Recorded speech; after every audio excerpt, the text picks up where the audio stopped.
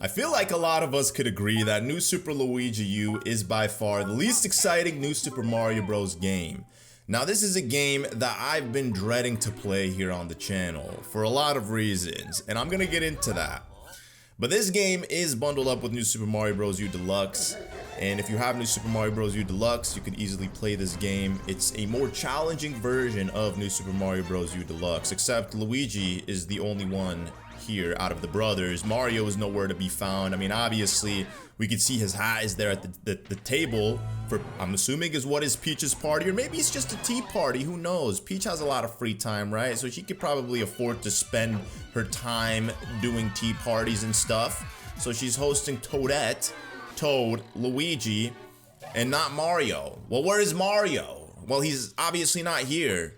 We could just assume that maybe he stayed back in World 9 and decided he wants to live out the rest of his days in space with Rosalina and the Lumas because he's sick of Princess Peach and the Toads. So he just gave Mario his hat, or he gave Luigi rather his hat. Mario gave Luigi his hat, told him to go back to the Mushroom Kingdom, tell Peach he's not coming back, and that she could keep the hat as a momentum of Mario to remember all the good days that they had together, and that Luigi's now the one in charge of saving Peach and the Toads. That's just my made-up story, because we already know Nintendo don't go into much depth with the lore of these Mario games, which is actually interesting because Miyamoto did say recently that the reason they don't really go into depth when it comes to like the characters of their games is because they want to leave room for like being able to like switch things up in the future. So it makes a lot of sense that these games are like bare bones when it comes to stories and whatnot. But we're not playing the game for the story, obviously. We're playing it for the game itself. Now, we have, see that? New Super Luigi, they cross out Bros and put U. This is by far, in my opinion, the hardest of the New Super Mario Bros. Games. Now, I know technically it's not a New Super Mario Bros. Game. It's considered New Super Luigi U, but it really is a New Super Mario Bros. Game because if you buy it on Switch, you're getting this game bundled up with New Super Mario Bros. U Deluxe. But that's besides the point. I don't think anybody's gonna argue that. This game is hard. They designed Luigi in such a way where Luigi has no traction whatsoever. And his physics are, I guess, inspired from what I've read by Super Mario Bros. Lost Levels, which I haven't played that specific version of Super Mario Bros. So I don't know what Luigi was like in that game, but Luigi is definitely more difficult to use than Mario, Toad. And every time I loaded up this game, because when I played this, I played New Super Mario Bros. U Deluxe on the channel back in September or October, I believe. I don't remember specifically which month, but I was like, once I put that long play out, I'm like, I want to jump into New Super Luigi U right away. You know, while New Super Mario Bros. U Deluxe is still fresh on my mind, let me get this playthrough out the way as well. Every single time I loaded up this game, I wasn't feeling it. Within like 15 minutes, I'd pretty much clear out World 1 and decide I don't want to play this game because it is difficult. Now, it's only Luigi who makes this game difficult. If you play this game using Toadette, which she is in fact a playable character like she was in New Super Mario Bros. U Deluxe, you could have the Peach set ability. And by choosing any other character than Luigi, you actually get way more time too on the clock. So every single level in this game is meant to be a faster paced level. It's meant to be like, I guess, a minimized version of the original level from New Super Mario Bros. U. So technically the levels are all the same in a sense, except they're just shorter, more difficult, and you only have like 100 seconds on the clock starting out. But when you play with other characters, like I said, Toadette, Toad, you have more clock on the clock, more time on the clock. That makes more sense. You have more time on the clock, so you can take your time running through each of the levels. And I originally was going to play the game like that after I realized, do I really want to put myself through the stress of having to do it with Luigi, or should I just take the easier route, you know, the sissy route, and play with Toadette? And you just breeze through this game, having all of Peachette's magnificent abilities. But then I felt like, you know, I'd be cheating you guys of the Luigi U experience. You know, the dude's name is plastered on the title, so we obviously have to play it with Luigi. Unfortunately, although the levels are short, there's still secret exits in some of these levels, which is annoying. So I recently played through New Super Mario Bros. U, and I actually recorded it with my brother for my second channel, Nintendo Central, and we're currently posting those videos up on the channel right now. So if you want to watch that playthrough, you can go watch it. They're coming out in worlds per day, but that game is by far the best New Super Mario Bros. Game there is, for sure. I know when I played through New Super Mario Bros. DS, I was saying that that game might be the best one. I didn't say definitively which of the two is my favorite, because I knew that I had to play through New Super Mario Bros. Wii again in order to like firmly decide that this is the one that I want to say is my favorite. And after playing it again in 2026, the big 2026, I realized that yes, indeed, New Super Mario Bros. Wii is absolute perfection. Playing it single player or multiplayer, it is just the best of the bunch. But yeah, I mean, this game's beautiful, don't get me wrong. I mean, this New Super Mario Bros. U Deluxe, beautiful. They're just very repetitive, like this one and New Super Mario Bros. U Deluxe. Granted, I mean, it's still cool that Nintendo released this. I mean, because this game originally came out back in 2013 when Nintendo tried to do this whole Year of Luigi thing, which completely flopped. Luigi's not strong enough as a character to stand alone and, you know, push out millions or billions of sales in dollars in revenue, I guess, you know, for Nintendo. So I'm pretty sure they lost a lot of money that year for Luigi, but it is what it is. So what I've decided to do in this playthrough is that I'm going to compromise, right? I'm not gonna play every single level with Luigi. I'm gonna use some levels, I'm gonna use Luigi, some levels I'm gonna obviously use Peachette. This is actually one of the added additions that this game gets versus the original. So obviously in the original you could play with Toad and Nabbit. Nabbit was supposed to be like the easy cheese character that you could just, you know, play through the game super quickly without taking any damage. But, you know, Peachette, she was included in New Super Mario Bros. U Deluxe, and she's an awesome character. I mean, it's technically Toadette with the ability to turn into a peach-like creature by wearing a crown. But, I mean, overall, Peachette has some awesome abilities. And if it were up to me, which, I mean, technically I could, but I don't want to do it like I said earlier, I would have played this whole game using Peachette. It just would have made my job easier. Look at the timer as well. I mean, I wasn't even paying attention, like 190 seconds starting this out. And I mean, we don't have to worry about rushing through this, which is amazing. So, I mean, that's the fair compromise, right? That's what it's gonna be. This playthrough is gonna have a little bit of this, a little bit of that. We'll sprinkle it here and there, you know what I'm saying? You just have to deal with it. You might be wondering, well, how did you play New Super Mario Bros. U Deluxe co-op and somebody using Luigi? Well, it's because Luigi doesn't play the same way he plays in New Super Luigi U. He's exclusively annoying in this game. I don't know who developed this game and what they were thinking specifically when they were like designing the mechanics for Luigi, but they clearly want to induce cortisol in the player. They clearly want crash outs to happen, because that's the only explanation I got. It's kind of ironic too that I'm sitting here complaining about this game being so difficult and how annoying Luigi's mechanics are, when the most viewed video on my channel is in fact a New Super Luigi U. It was, I don't even remember if it was World 1 or World 9, but that's my most viewed video. I posted a playthrough on it when it first came out. I recorded it with Abdallah Smash. He reached out to me. He's like, yo, do you want to record this game together? I was like, sure, why not? So I went over to his house for a few days and we just kind of grinded out all of the game 100% together. And I gotta say, like, first time playing that game, I was like, there was no way I would have beat it on my own 100% in the time that we did had it not been him playing with me. He's like very good at games, so, you know, it was nice to have him like carry me through a lot of the levels.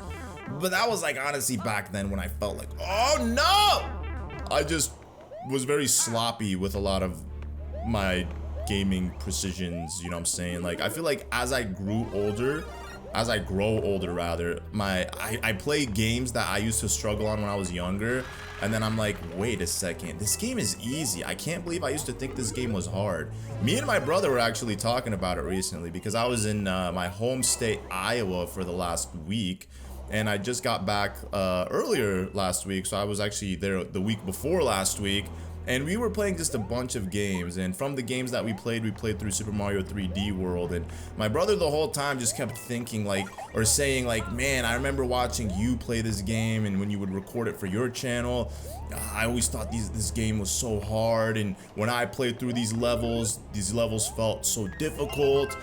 And then he's just like, I don't know what I was on, because playing them now is just like, this is a joke of a game, you know? And I'm like, yeah, it's crazy how your perception changes when you grow up. You know, things you would struggle on when you were younger tend to not be a struggle as an adult, you know? I don't know how that works. Maybe it's just, you know, your brain functioning at a higher level or something. So you just have better natural, faster reactions and precision to things. Oh, yo, okay, see, it's like the dude's always walking on ice, bro. It's so annoying. Luigi, you gotta chillax, man, but whatever, it's all good, you know. I'm gonna keep complaining about Luigi this whole playthrough, I'm sorry. This is a playthrough where we're honoring the boy, but I'm gonna complain about him. Yo, Luigi kind of looks like the color of my drink. Blue, except my drink doesn't have any green on it, but it's the same shade of blue. So that was it. That was the midpoint castle. Fortunately, you could save. I never understood that either about like the new Super Mario Bros. Games. I mean, I guess it goes back to like old school 2D Mario, where you can only save like after doing towers or fortresses, because this is a fortress. In new Super Mario Bros. Wii, there was a lot of towers. I always hate the towers. I mean, those are levels that are just so annoying every single time I play them. And I remember when I played that game, like I said, because I just played it recently with my brother, we were playing through World 7. I think that's Ludwig's world. It's in the clouds.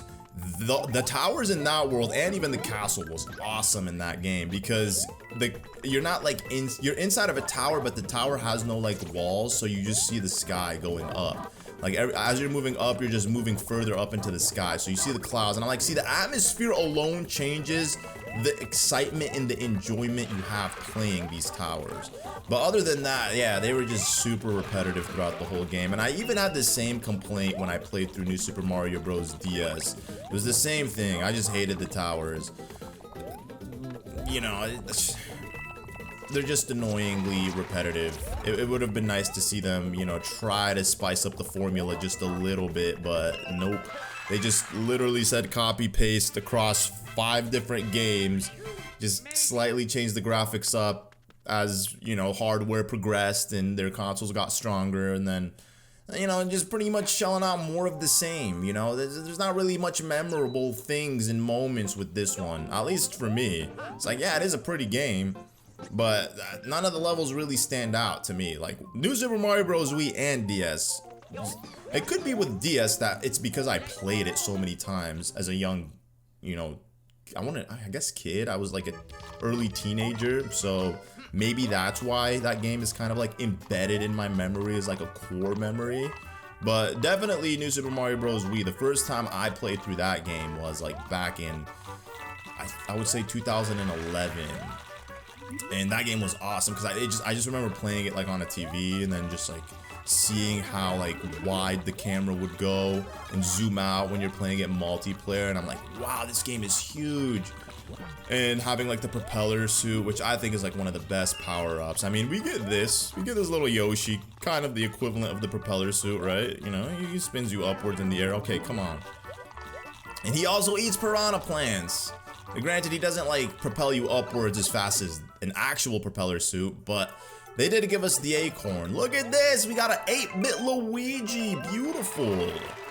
I don't need to get all these coins. I mean, I got 52 seconds on the clock, which technically is the equivalent of like 25 seconds, because Mario seconds, actually, wait a second, yo. They're moving kind of like real seconds. At least it looks like it, right? But yeah, one thing that I'm so thankful for is that there are no golden flagpoles in this game. None of the new Super Mario Bros. Games require you to get a golden flagpole. It's only Super Mario Bros. Wonder, which is, I guess, the more recent 2D Mario game that requires you to get a golden flagpole. But as for, you know, just the OG new Super Mario Bros. Series, none of them require it. But if you do get a golden flagpole, you get an extra life, which is nice. I'm curious to see how many 1-ups I'll have by the end of this playthrough. If I'll max out at 99 or not. That would be nice. when I played through New Super Mario Bros. Wii on my second channel, like I said, my brother was able to max out at 99 lives, whereas with me, unfortunately, I had so many petty deaths, and I lost a lot of one-ups. I mean, granted, I was sacrificing myself for the greater cause of getting, like, certain star coins without having to, like, you get them the intended way. That's, like, the beauty of playing these games multiplayer, is that you can kind of finesse your way. Somebody can always sacrifice themselves, you know, for a star coin, which is pretty cool. But I'm glad that I'm doing this one now, because it means I'm saving the best for last, which is New Super Mario Bros. Wii. And it's only fitting. Look at this. Look at that beautiful Luigi. Okay, we can't stare too long, because then, you know, I'm going to end up wasting too much time. Oh, no. Okay. Gotta avoid these piranha plants. Come on. Too bad the Yoshi's not capable of eating this guy, but you know what we're gonna do is ow! I should have just threw him and just like hit him with the fireball, but whatever, it's all good. We'll get that one up though. Hey, we got that one up.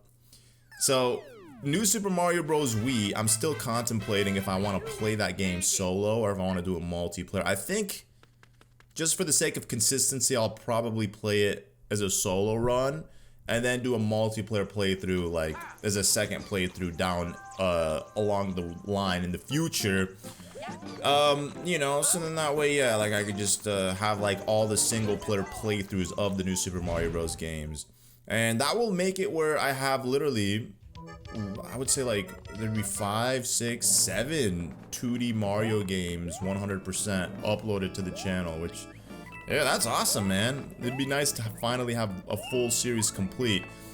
The Super Mario 3D series, I'm still like short. How many games am I short from completing that? I think it's just Sunshine at this point.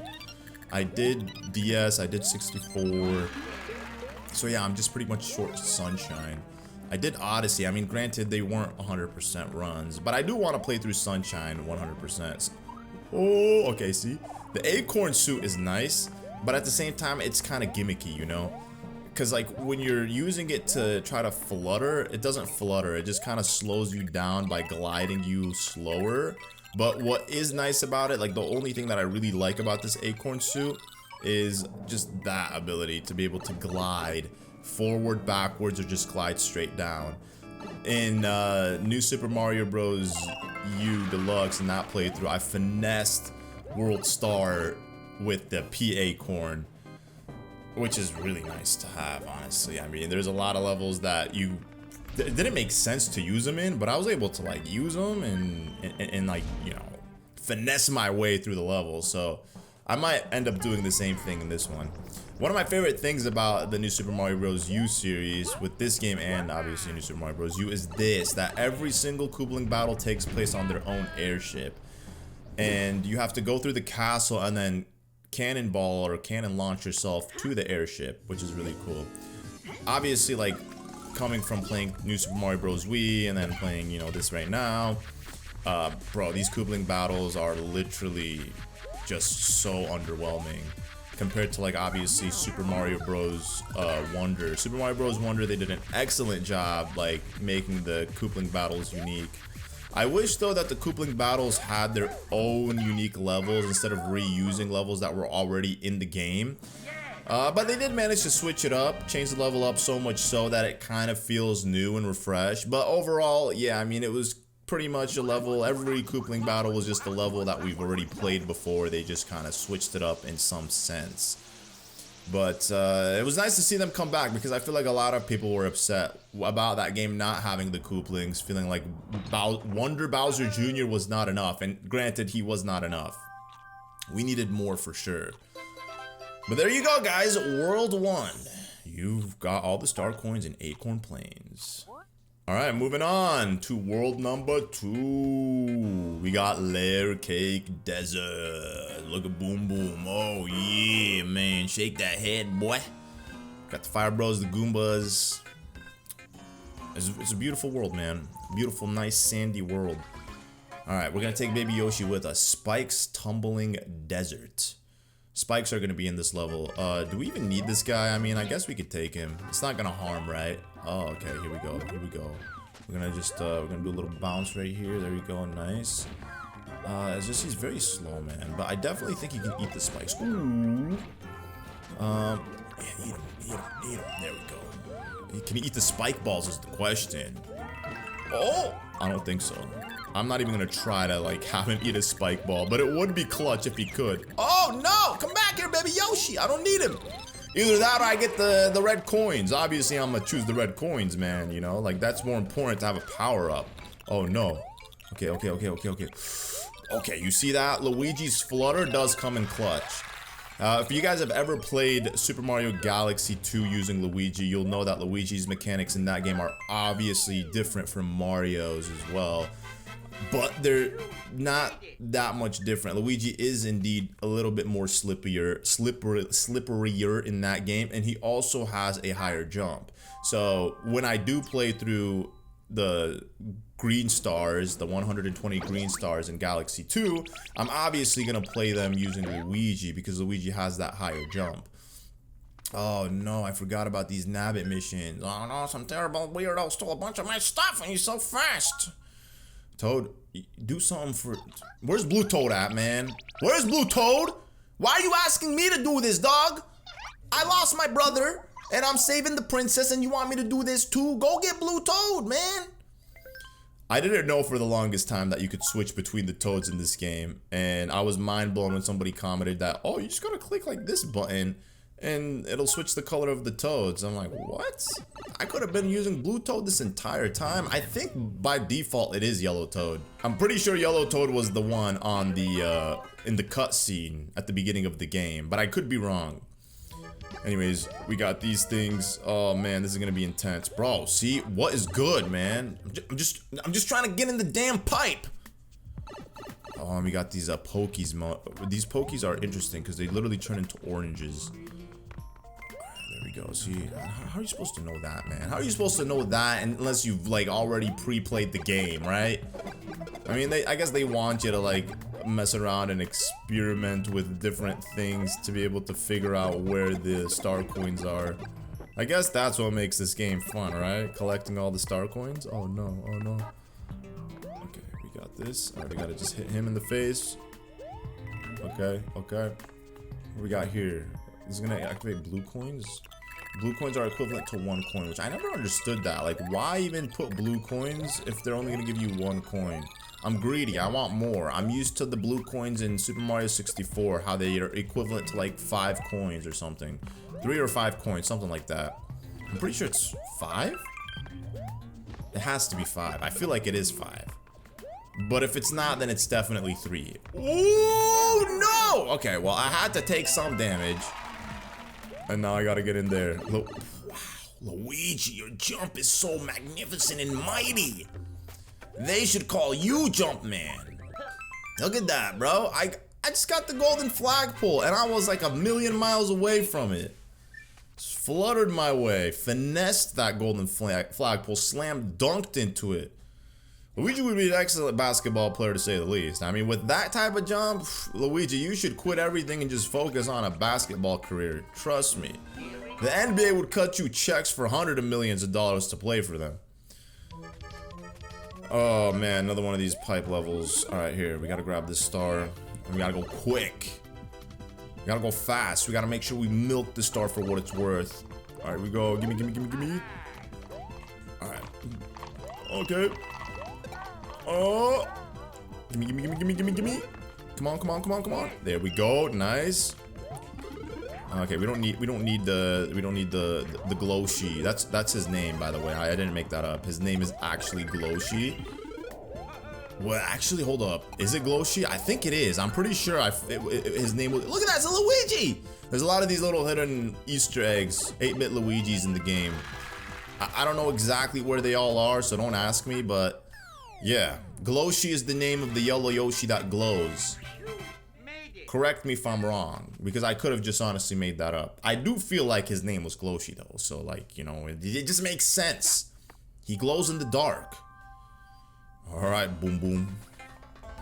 Here we go. Wind Up Tower.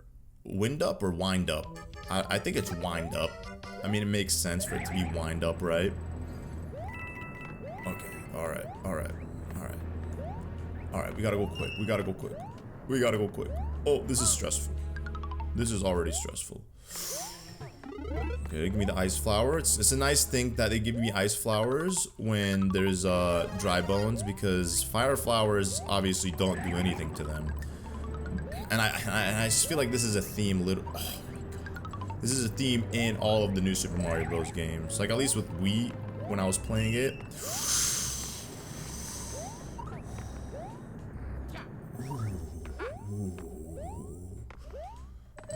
Slippery slip. They should have made a power-up which gives Luigi, like, more traction. That would have been nice. Oh, look at that. Another 8-bit Luigi, except he's Super Luigi. He's big. He's not a small baby. You know, I do feel bad for the Mario Brothers. They are very small. Like, when you watch the Super Mario Bros. Movie, because I've watched that a couple of times in the last month. The first one, the Super Mario Bros. Movie, Mario's tiny. You know, when he's walking with Peach in his big form, that's after he's already eaten a mushroom, and he's still smaller than Peach. You know what I'm saying? So like they gotta like stay shroomed up if they wanna like look like somewhat normal sized people. They're humans, right? Just very small humans. You know, they're the tall genes was not in their favor. So they're stuck being small and tiny. Alright, the real question here is, will I be able to finesse my way around this Goomba and Fire Bro? We about to find out. Oh wait, hold up. Something's happening at Peach's castle. Kamek's coming to do some magic? Oh no, Kamek, don't sprinkle that dust around. That's dirty dust. Oh, look at that. It probably stinks over there. Causing all that air pollution here in the Mushroom Kingdom? Come on, Kamek. I thought you were eco-friendly, dog. I mean, clearly not, obviously. Alright, let's see. We got this Acorn, nice. Where are we gonna go? Okay, yeah, you can also only have, what is that? 10 items? Oh!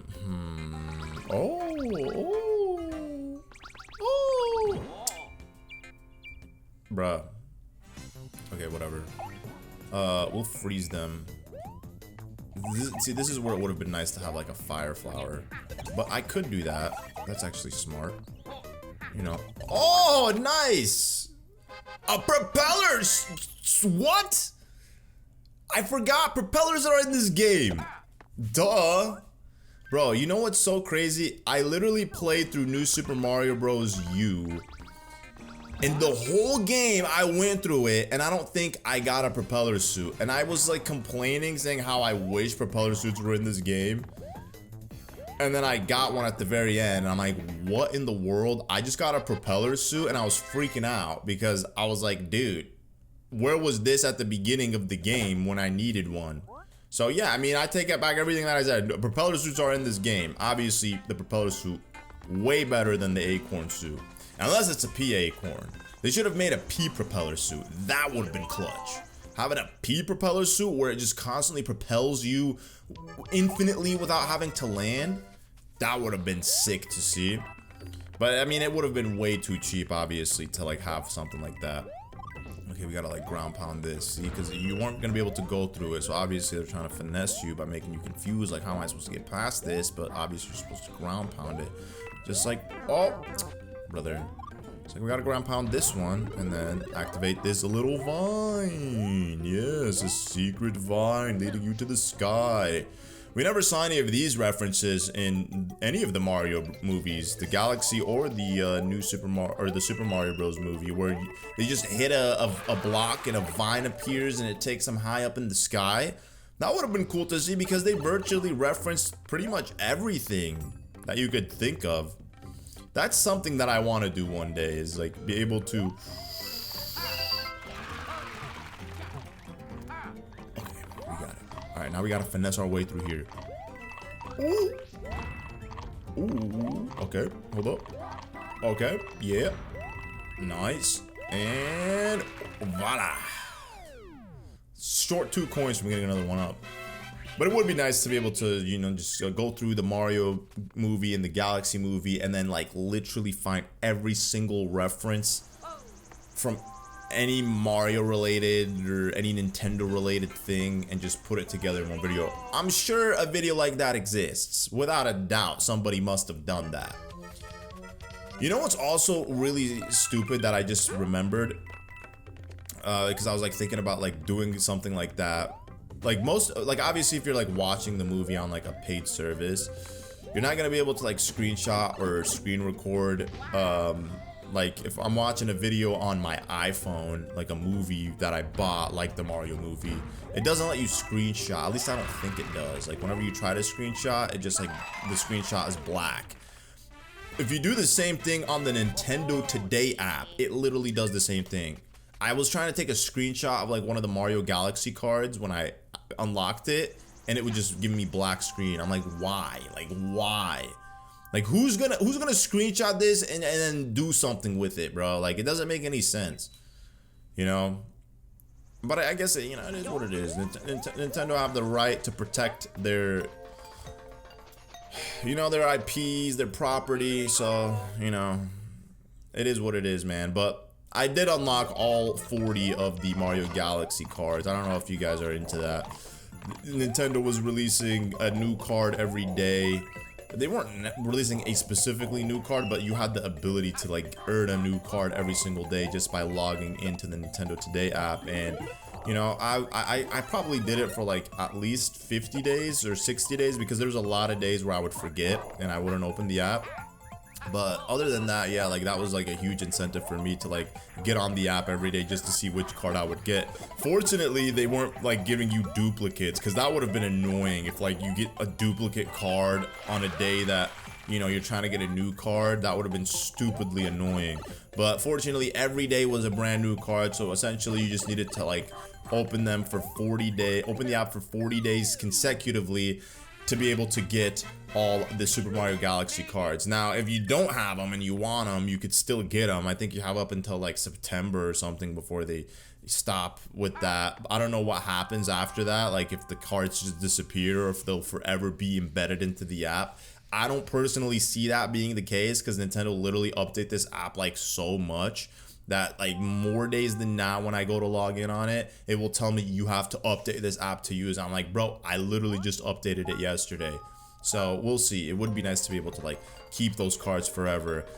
It would have been nice to be able to screenshot them, to have them saved on my phone gallery, but you can't even do that. So it is what it is. But the cards are sick. Every single card has like a description of when the character was released, or I guess their first debut. And not only that, but it also shows you like how old were you when that character debuted in that game, like the first game. So it's really cool. Like if I load up like Sunshine, like Sully Pones was 7 years old when Bowser Jr. debuted in Super Mario Sunshine. I'm like, wow, that's crazy. I was 7 years old. I was a little kid. So it's nice to have. And then all the cards, the borders of them turned gold, which is cool. So they're like, you know, limited edition holographic cards. So we'll see what they do. I hope they do stuff like that with Zelda and stuff, you know, more gaming than just like Mario. Oh no. And it was also really cool because when, like, I don't really, like I said, use the app like that. I do have a widget on my phone that like showcases like, you know, the date, I guess what else does it showcase? Let me see. It showcases the dates. Yeah, you know, just like little windows of different things like Tamagotchi Life, Kirby. We have Zelda, Tears of the Kingdom. It's pretty cool, but you know, I wish, you know, there was more to do on the app. I feel like there's really no interactions whatsoever, but I feel like Nintendo kind of made that app the way they did because they want to like control everything while also silencing like any criticism or any fan interaction. So it's just like an app that you could only read on versus like being able to like do things on or interact with other people on, which is a little weird. Because I feel like if they had made it kind of like a social media app, yeah, it would, more people would be using it without a shadow of a doubt consistently. But it's just like, you know, the news that I see on that app, I already see it online, so I don't need to necessarily get on the app to see the news. What is interesting though, and this is the whole point of me like even talking about this or going on a tangent for as long as I did about the Nintendo Today app, is that When I was coming home, so I had a flight from Iowa to Chicago, and then from Chicago I had an hour-and-a-half layover, and then I had a flight back home to Pennsylvania.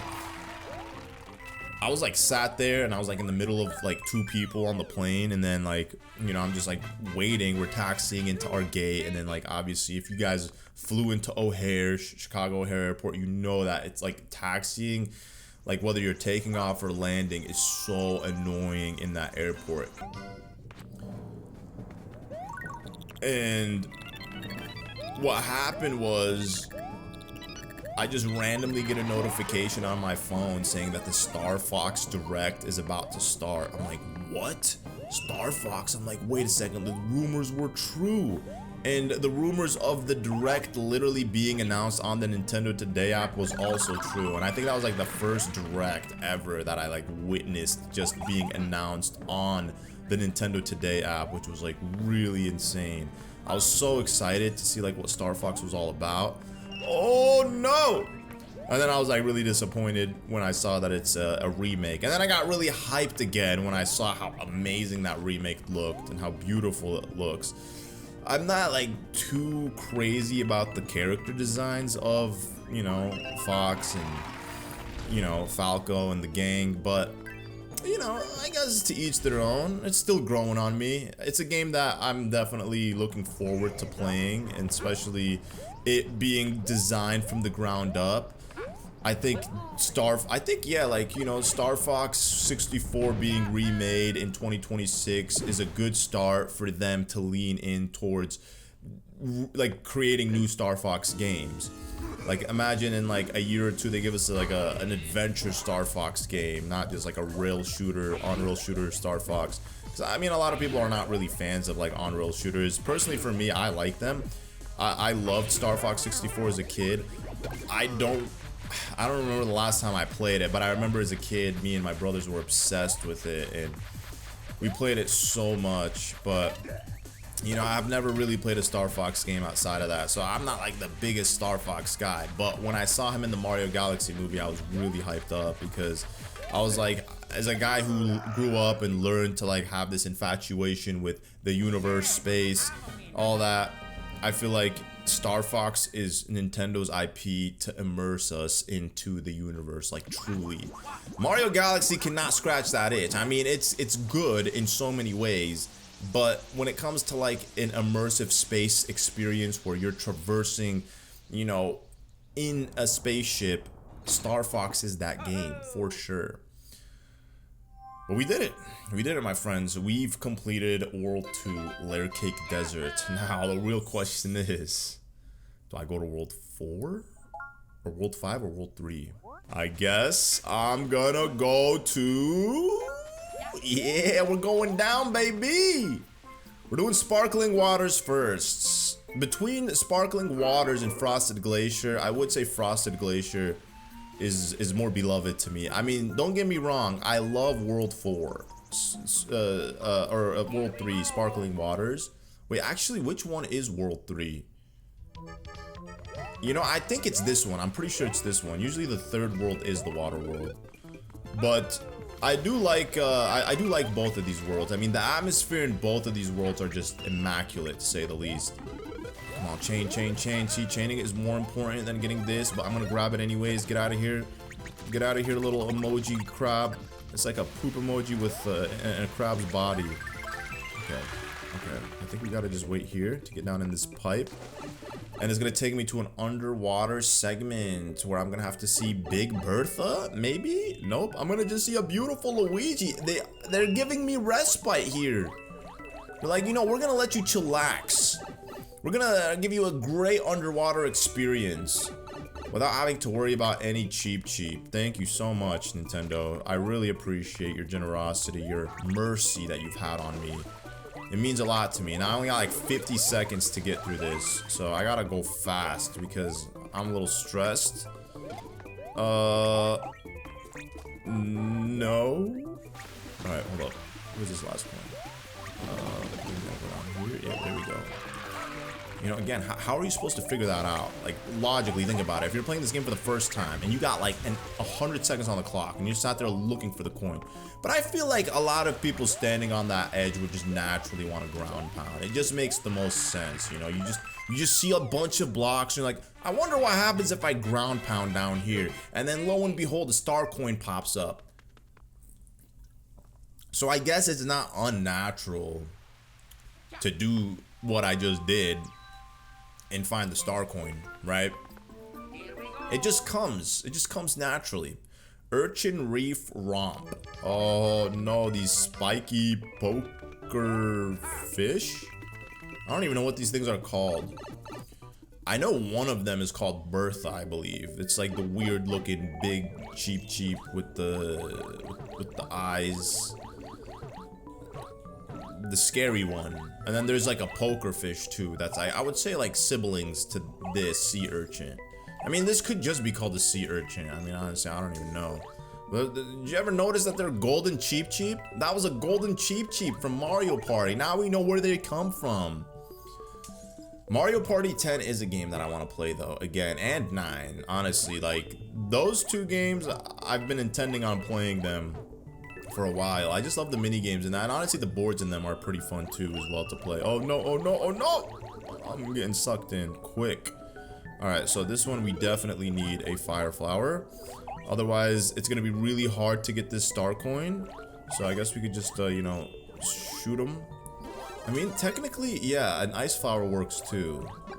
But a fire flower works better because you don't have to worry about like the sea urchin going up and then coming down. You know, you just get rid of them with one strike, one fireball. There we go. Alright, we gotta go quick. Oh my gosh, yo, I'm cutting it close. I'm cutting it close. Ooh, 18 seconds? 16 seconds? 15 seconds? Oh no! We gotta go fast, man.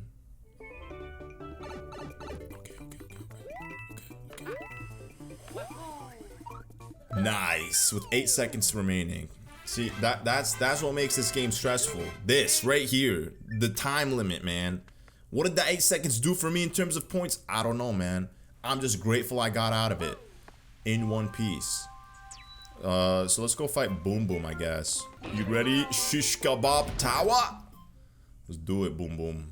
We are ready to go, my friend. Shish Kebab Tower. Here we come. Okay.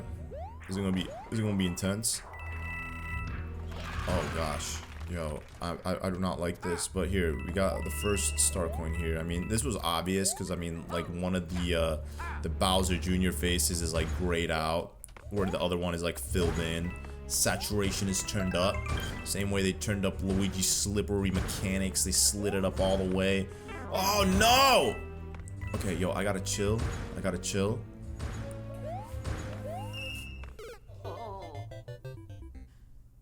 We're going in with a power-up. I mean, this is the only way, right? I don't have much. This is the only option that I got. This right here. You know, it would be nice to, like, you know, have the new Super Mario Bros. Wii or DS and new Super Mario Bros. 2 treatment where I could, like, have an item just cooped up in my inventory. But it doesn't work with this. I mean, it could have worked with the Wii U version because there was a gamepad, so you had the touch screen there, but in this game, I mean, obviously, I guess it wouldn't make sense considering that. Oh no! Oh no! That was close, man. That was very close. Okay, so we gotta go quick here, because,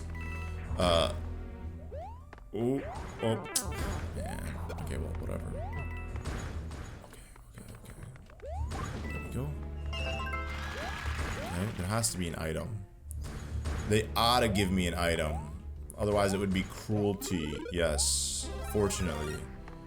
A delicious, scrumptious fire flower. It was so cool in the Mario movie. Was it? Which one was it? I think it was the Mario movie, the first one. When they first set off on their adventure to go meet up with Cranky Kong. Peach and Mario and Toad, they're like in this fire flower valley at night, and it's just like the whole scene is lit up with fire flowers, and just Peach grabs like one of the fire flowers and you know, absorbs its power and then becomes like Fire Flower Peach. I thought that was sick. And then I think it was also in, I think, yeah, I mean, no, it had to have been the Super Mario Bros. Movie where DK also becomes Fire Flower DK, which could very well be the very first time we've seen something like that ever, where Donkey Kong has like a Fire Flower power up on. I don't know what other game that's an official Nintendo game, not a Nintendo mod, because I know there's probably some mod out there where you could play as Fire Flower DK. I don't even think Donkey Kong Bonanza had anything like that. Like, I mean, you could change DK's color in that game. You could technically get the generic, you know, Fire Flower DK if you wanted to.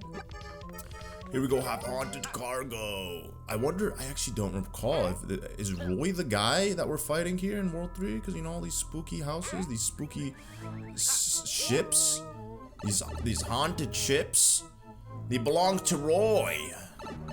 I only say that because in Mario Bros, in Super Mario Bros. Wonder, I always want to call it Mario Bros. Wonder Deluxe. I don't always want to call it that. I don't know. It was just coming out that way. When I was thinking about it, I'm like trying to find the word for what it is. But in that game, yeah, Roy, he was the spooky ship captain. Okay. There's nothing more annoying than these fish. I mean, there's a lot of more annoying things than these guys.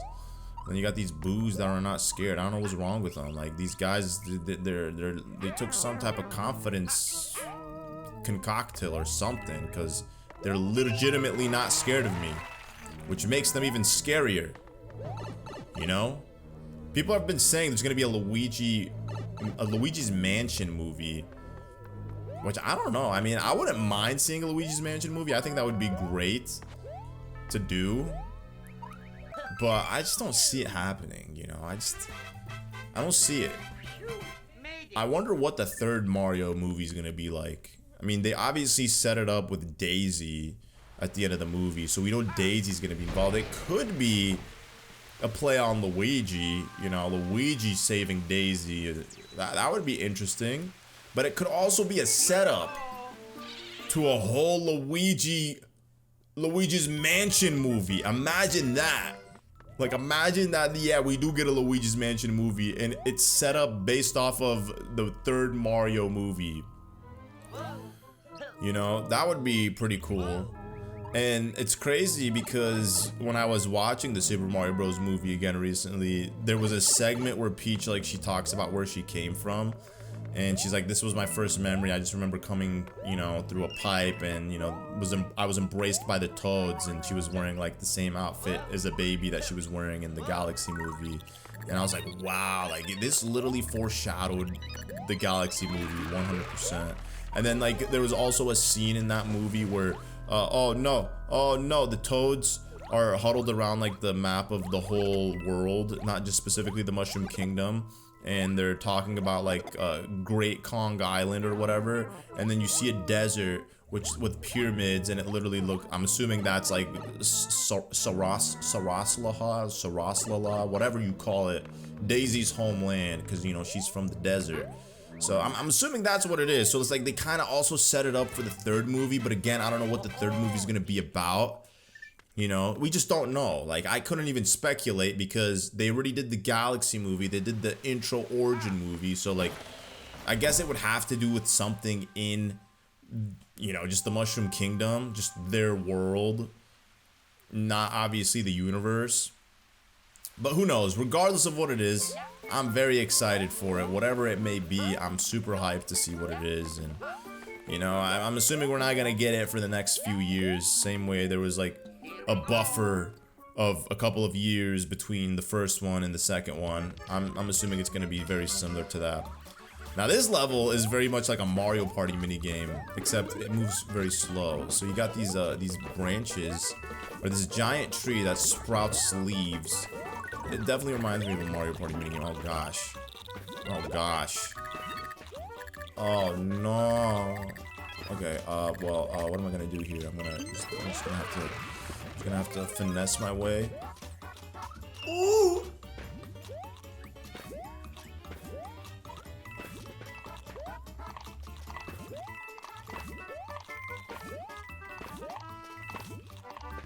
Yo, Piranha Plant, get out the way, dog. What you doing? My boy's just out here dancing around. We don't need to see you flexing with those moves, bro. Just like, you know, give me some space. It's like one of those like platforming auto scroll levels. They just like amp up the difficulty, you know? Oh, and the leaf is disappearing quick. It's going way too fast. 39 seconds. And we still gotta find the last star coin, but fortunately for us, we have an Acorn suit because we can just grab it and pick it up. Oh, yes. And before these leaves turn to autumn leaves, we can grab the golden flagpole and call it a day. Good job, Luigi. You are doing fantastic, my dog. Luigi, you are excellent. He doesn't say excellent like Mario does, which I don't even remember what game Mario says that, but Mario definitely be saying that. Mario definitely has a lot of ad-libs that he says. I wish Luigi had some ad-libs too, you know, that would have been nice. You know, when it comes to like repping one of the Mario brothers, I'm always team Luigi. I always root for the underdog, especially because, you know, Luigi's the taller one. I'm the tallest, you know, I mean, I'm the second tallest of my brothers, but like when it was like me and my older brother, I'm a little bit taller than him, so it's like it works out perfectly. He's Mario and I'm Luigi, you know, I'm always the second player. I've always been the second player. Whenever there was like a multiplayer game that we would play, like any Nintendo game that had Mario and Luigi, out of respect, you know, you gotta give the older brother the, you know, Mario. It's just a respect thing. You know what I'm saying? Like, I feel like people with siblings understand this. Like, if there's two siblings, the older one's obviously always gonna get Mario. And then the second one's gonna be Luigi. You just always identify as Luigi because he's the younger one. And green's my favorite color, so, you know, there's a lot of reasons why I like Luigi and I rep him. It was really disappointing that the year of Luigi was a big flop for Nintendo, you know. I was really hoping that Luigi would be able to carry Nintendo as a company for that year, but... Okay. That's fine. Oh, God! Okay. It's all good. You know, sloppy's better than dead, right? Better to do it sloppily than be dead. My webcam will keep auto focusing, so if there was a segment where I was a little blurry, please forgive me. You know, I wasn't paying attention to it, but I'll try to keep an eye out on it. Oh gosh, no, not the cheap. He got me with that cheap shot. All right, star. Yes. If it was anything other than I mean, actually no. If it was a fire flower, I probably would have been happy with it. They give you like half, like the time that they would give you for a level for this. I wonder what happens if Luigi wears the Peach tiara. What do you think would happen, guys? You think Luigi would turn into Luigiette? He would just become Super Luigi, obviously. This was a trick question. The Great Geezers. Alright, let's see what we got. This is what is known as a geezer, I'm assuming.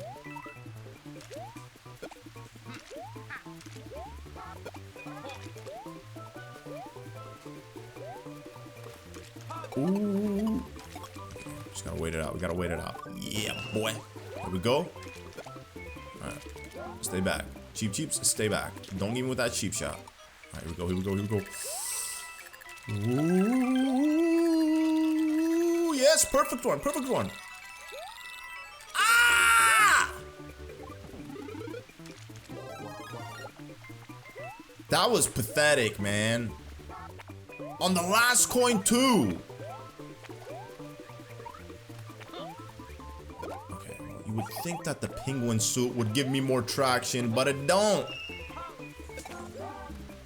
Still as slippery as ever. That was the one thing that I loved about the penguin suit in New Super Mario Bros. Wii. I mean, obviously in New Super Mario Bros. U as well. It's just like you were playing with any character that could use the penguin suit other than Luigi. It's so nice. I mean, in that game, obviously Luigi doesn't have the traction that he has in this game. Or the lack of it thereof, but yeah, I mean, I know I keep complaining about Luigi's physics in this game. You know what, man?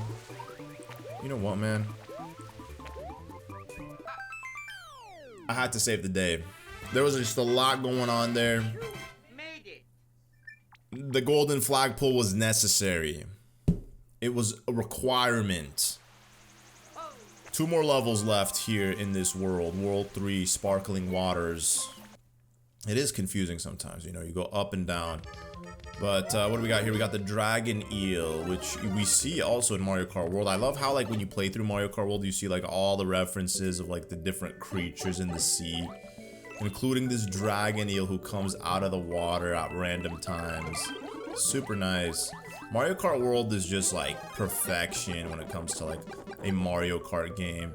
I feel like people look at me like I'm weird when I, like, talk about my love for that game. Like, oh, look at this guy overly glazing a game that's not even that good. No, Mario Kart World is fantastic. Even people who complain about intermissions or people who complain about the free roam, I'm just like, bro, it is a good game. Like, people are like, I can understand the criticism, right? Like, I can understand somebody like the free roam, there's not much to do. But it's like, okay, Nintendo could have given you a Mario Kart without a free roam experience. I feel like the free roam experience is just meant to be like a showcase of how the world truly connects in every single aspect. You know, yeah, there's P-Switch missions, there's Peach coins that you could do that will allow you to earn stickers. Granted, there's not much outside of earning stickers and not much of an incentive to do the P-Switch missions, but it's like, I don't think they designed it to be like a story mode per se. Like, it was designed just for them to show you how beautiful the game is and how it all connects. And you can just load it up from the title screen, jump into it, and just free roam. Along the way, you can do P-Switch missions. You could collect Peach coins. You can collect all the stamps or the stickers. You know, it's just an extra experience. Because what other Mario Kart game had such a thing? Like, you know what I'm saying? Like, yeah, you could definitely improve on it. Don't get me wrong. You could make it better. You could have given us an incentive to unlock or to do all the coin missions or the P-Switch missions and the coins and whatever. You know, making it where, like, oh, you do this, you get that, you unlock certain costumes, you know, through that. But it's like, it's not for everybody. I mean, a lot of people who play Mario Kart World or who've played the game, and I ask them, did you ever complete free roam 100%? They're like, no, I have no incentive to complete it, because, like, they just would only do it if there's, like, some type of reward. I'm like, bro, do you need to be rewarded for everything that you do when you play the game? What do I get when I beat this game 100%? Literally nothing. Absolutely nothing. Just a medal on my title screen saying, congratulations, you beat the game 100%. I mean, technically for the first 8 worlds, yeah, you collect all or activate World 9. But like after World 9, going through all that brutality, what do you get afterwards? Nothing. You don't see me crying about this. Like, oh, I wish that I unlocked Peach fusion with Luigi and Mario was a playable character after you complete this game 100%. You can play new Super Luigi U using Mario. It doesn't matter to me. I mean, listen, it's just a completionist run, you know? And then same with the intermissions. Like, I know this isn't Mario Kart World, but I would say Mario Kart World is definitely, out of everything that's come out on Switch 2, probably the best Switch 2 game. That and then Donkey Kong Bonanza being second. The thing is, I'm a huge Mario Kart guy. I've always been a fan of Mario Kart ever since Mario Kart 64, like legitimately obsessed. Every time Mario Kart has come out on a console, a Nintendo console, I have put more hours on that game than any other game for that console. With Mario Kart 7, that was definitely my most played game of all time on 3DS. Mario Kart 8 Deluxe, definitely my most played Switch game. Mario Kart Wii, definitely my most played Wii game. Maybe not Double Dash. Double Dash I did play a lot, but it wasn't really the best Mario Kart game for me. I mean, the whole gimmicks of 2 characters in 1 car, and plus, at the time I had a lot of siblings, so I mean, the GameCube was a weird era for me. I didn't really spend too much time with the GameCube, you know?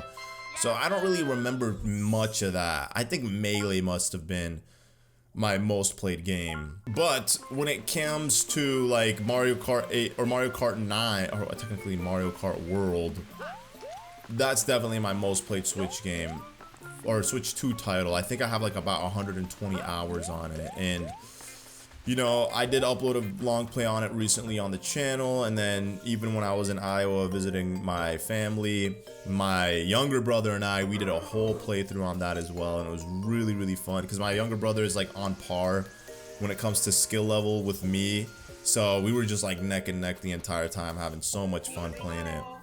And I mean, yeah, I mean, I just like that the competitive nature of Mario Kart, and I just think like even with the intermissions, they're so much fun. Like, granted, yeah, a lot of them you are driving in straight lines, but there are a lot of shortcut strats that you could do in those intermissions. It's not necessarily just all like, oh, I'm going in a straight line. There's really nothing that I could do. It's like, no, you can definitely do a lot. Like, there's leeway for shortcuts in these intermissions, but it's just the fact that there's so many combinations of intermissions that you could do.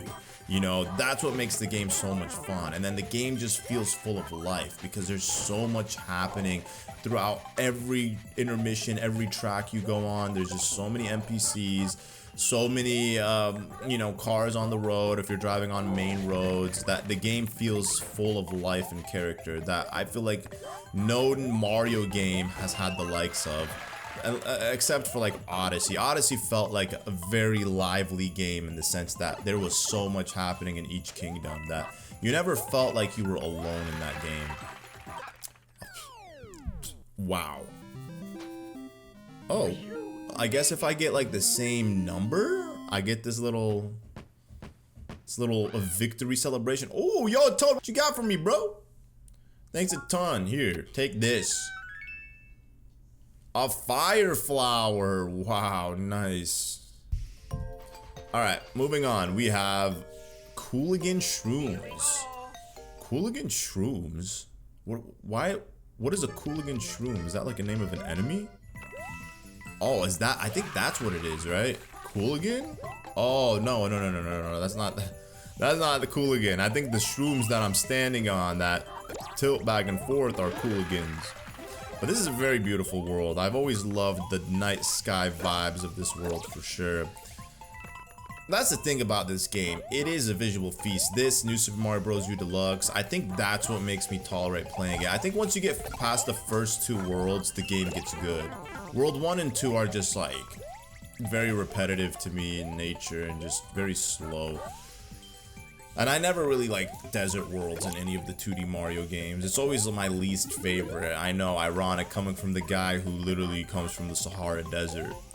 But no, I mean, it's just my preference. Desert worlds were never really my cup of tea.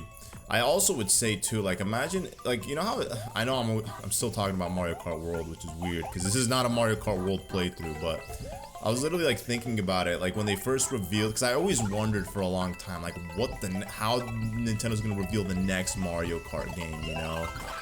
For a long time, I've always wondered that, like, because it's been such a long time since we've had a game, since Mario Kart 8 Deluxe, that when they revealed it, you know, and they showed Mario and Mario's circuit pulling up on the highway, and then it was just like, you know, Southwest Canyon vibe from, like, you know, it's like Southwest American Canyon vibe. I was like, after playing that game, I was like, bro, they could have picked any other spot, like Acorn Heights. They could have picked like, you know, Starview Peak. They could have picked Dry Bones Burnout. They could have picked Peach Stadium. It would have been like such a, like, I don't know, I feel like it would have been a much more vibrant reveal compared to like the basic like desert canyon-y vibe. But I don't know, I think there definitely is some type of infatuation with like Japanese, like at least with the people who are developing like these Nintendo games, with like the American Southwest, because that's been referenced from the very beginning of their games. Like, look at the OG Mario Party games, like, you know, they have like literally Southwest boards, like Southwest vibe boards in those games. And I mean, even Mario Party Jamboree like literally has a board from Mario Party 1, I believe, or 2, I don't remember. It's one of the earlier Mario parties with, you know, that Southwest vibe. I think it's called the Wild Wild West or something like that. I honestly don't remember. But I mean, it's something, and you see it appear as well in their mini games, and you know, there's references to it, and Cowboy Mario. But it could also be just them trying to appease the American fans, because I feel like obviously outside of Japan, the Americas have the Nintendo's most loyal fan base is here after Japan. That might honestly even be America, you know, who knows? There's way more people here in America than there are in Japan, so we might honestly be Nintendo's biggest fans out here. But yeah, I mean, I just was like thinking about how if they would have used any other part of that game to reveal the game, who knows, it might have done better, like in terms of hype. Okay, I'm like, wow, this game is gorgeous. One could argue though that Mario Kart 8 Deluxe does look better. I feel like sometimes when I play through that game, which is not often, but like when my wife really wants me to play with her because she loves that game, I could see like, okay, yeah, some of these courses are really, really well polished, but Mario Kart World mechanics are just like too good for me to like ever go back and play a previous Mario Kart and feel like I'm enjoying this. I can't go back and enjoy a previous Mario. I mean, I can. That's the thing. I can definitely go back and enjoy an old game, but not a game that I could like religiously get into, you know. Whoa, look at that. It's me, an ice sculpture of Luigi. I wonder who crafted that, who carved it in. It's definitely a Toad. Definitely a Fire Bro. Okay, let's get all these. We'll get a 1-up. So the green coins give you 1-ups. Let's see, let's go up here. There we go. We got the second one. Alright. Oh, wow. That was clutch, man. That was actually real clutch. Okay, so what we gotta do here is we gotta activate this P-switch and then... Ooh, slip and slide. Grab this one. And then we're good.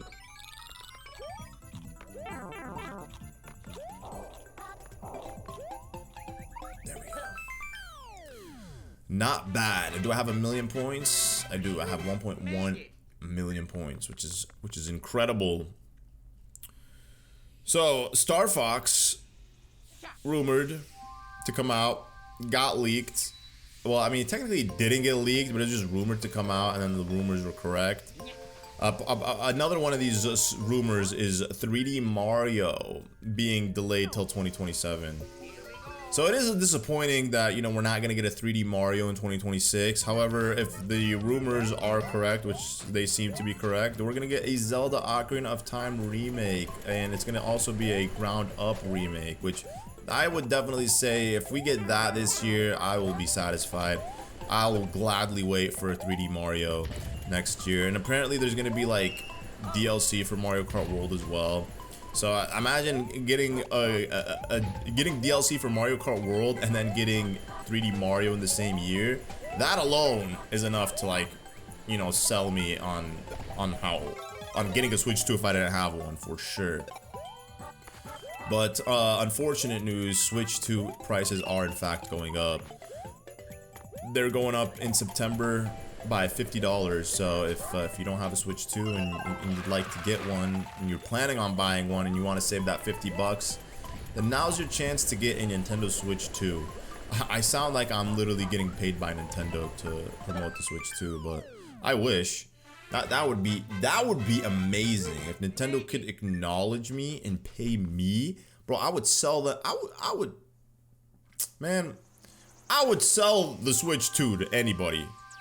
You know, I remember when I went to the Apple store to fix my iPhone because I like broke it the other day. Not the other day, I mean like literally like weeks ago I broke it. And I went to the Apple store to fix it. It was just the back glass, and you know, I was like talking to one of the guys there who was like helping me like get set up and everything, and he kept saying, bro, you should work at Apple. I'm like, why? He's like, I feel like, you know your tech, and you'd be like a good tech guy to like help people in the store. And I was like, you know, I would be a good salesman. I was like, do you guys get commissions for selling people like phones? He's like, no. I'm like, well, okay, there you go. I wouldn't do it. I could convince you to buy something if I wanted to. I could. I really could. You know, if I wanted to, I could sell you a pen. I could sell you a drink. I could sell you on a chapstick. I could sell you on anything. A food product. Believe me. So yeah, I mean, you know, it's you know, if I was working for Nintendo, yeah, that would be great. That would be cool. I don't ever see myself though working for Nintendo. I don't know what the qualifications are that Nintendo look for when it comes to like hiring Like what I would really even do, to be honest. Oh god, bro, I literally screwed that up. Literally, that was screwed up, man. Okay, whatever. The one thing about the penguin suit that's nice is that you could literally just slide on your belly. Oh, nice, nice. There we go. Nice, nice, nice. Alright. Yeah, there we go. You gotta take this pipe to get to the 3rd star coin. Otherwise, you're not gonna get the 3rd star coin. Actually, wait. You don't gotta take this pipe. We gotta go back and do it again. That's right.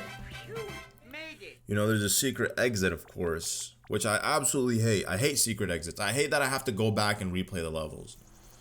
But that's what I get for 100%ing these games, right? Every single one of these games, I choose to 100%, and the downfall is you gotta jump back into them for the secret exits. But hey, I get 2 penguin suits, right? Except you can't keep it. I just swallowed it up, and it did absolutely nothing. But I do wonder, like, in the future, like, how, you know, hiring will be, you know. I feel like a lot of people are moving away from, like, college degrees and looking at experience when it comes to, like, hiring in the job market. I don't know, like, somebody who's out there watching this video who knows about this stuff, please let me know, because I'm severely ill-informed when it comes to this stuff. I'm just speculating right now. Like, I actually don't know. But based off of like conversations I've had with some of my friends, they would, oh yeah, it is right here, okay. They would say that they would only be hired based off, like, you know, like people when they're like, when people are being hired or looked at to be hired for their companies, a lot of them are valued based off of experience versus like education. So sometimes somebody might not have a proper education, but they'll have experience working for certain companies or, you know, doing certain things that prove that they are legitimately competent in that field of work, and then that becomes more favorable than an actual degree, you know, and that they're saying that it's becoming increasingly more common in the workforce. Peekaboo Ghost House. Ugh, bro, I hate these ghost house, man. This ghost house is just trauma for me. I remember playing this in New Super Mario Bros. U Deluxe, or I guess in New Super Mario Bros. U for the first time, and I think it was this one. I mean, it was one of the ghost houses, but there was one star coin. Like, in order to get it, you'd have to shake the gamepad so aggressively to like move the platform that you're on super fast all the way to the top before like the door disappeared. And it's like that one just always pissed me off. And of course, you know, it's not a ghost house or anything ghost related without a secret exit. So, I mean, at least the first 2 star coins were like very easy to get. Now we just gotta jump back into it and get the regular exit with the 3rd star coin. They always make you look for it too, you know. They always like try to slow you down, throw you off by putting a bunch of different random doors, you know, to force you in and out of them, just to be like, oh, there's nothing behind this door, so I guess I'll just, you know, restart the level and try again. But it's fine. I'm complaining too much. I should be having fun, right? This is New Super Luigi U. Alright. We're gonna try to get to 99 1-ups. That's what I'll look forward to, getting to 99 1-ups. Oh. You're scaring me. You're scaring me. Ghost, you're scaring me. Make way. Okay, I could do a double make way right here. There we go. Nice. Nice. Oh. Okay, we good. We good. Oh no, here we go again. Okay, well, whatever. Whatever, man. Luigi, you're gonna lose your dang power up right when you get the 3rd star coin, of course. It's really... Oh my gosh. No! Oh no! I don't know what is happening, dude. There's a lot going on. Luigi's slippery movements are once again trying to sabotage me. This is why I don't like this game.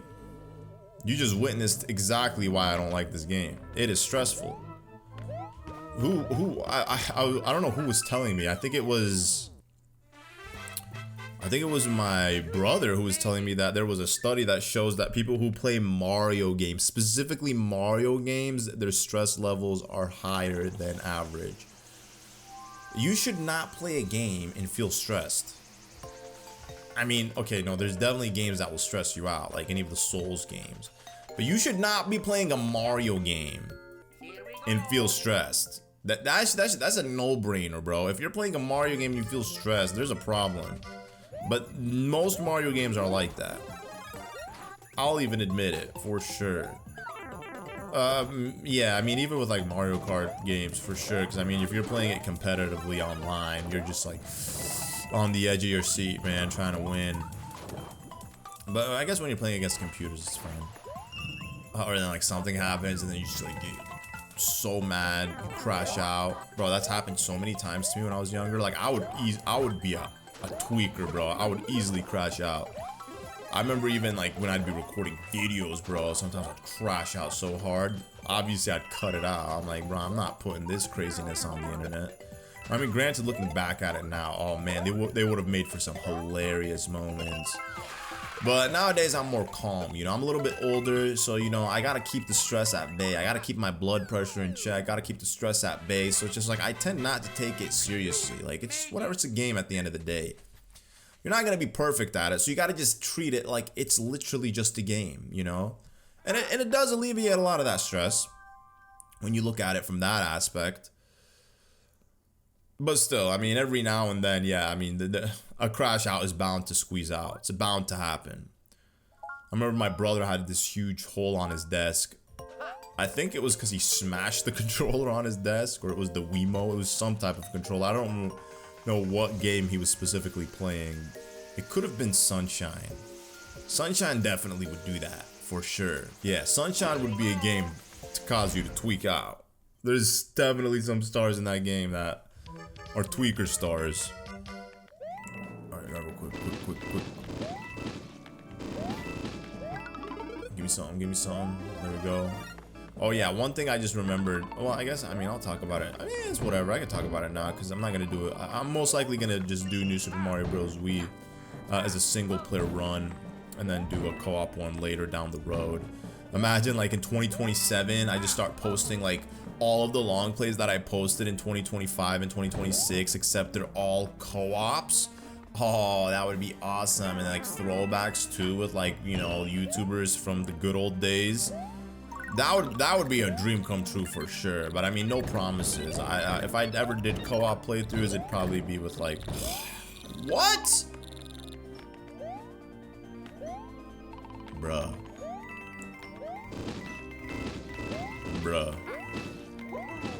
Oh, look at that, Luigi. Alright, here we go. We gotta bounce. There we go. We gotta go inside here. Grab this. See, it's like you can't really... Something, bro. Something. Yes! Thank you. Thank you, game. Who am I gonna greet right now? Is it Larry? Oh, nice. They actually do give you 100 seconds. That's the only time you'll get extra time. It's Windy, duh!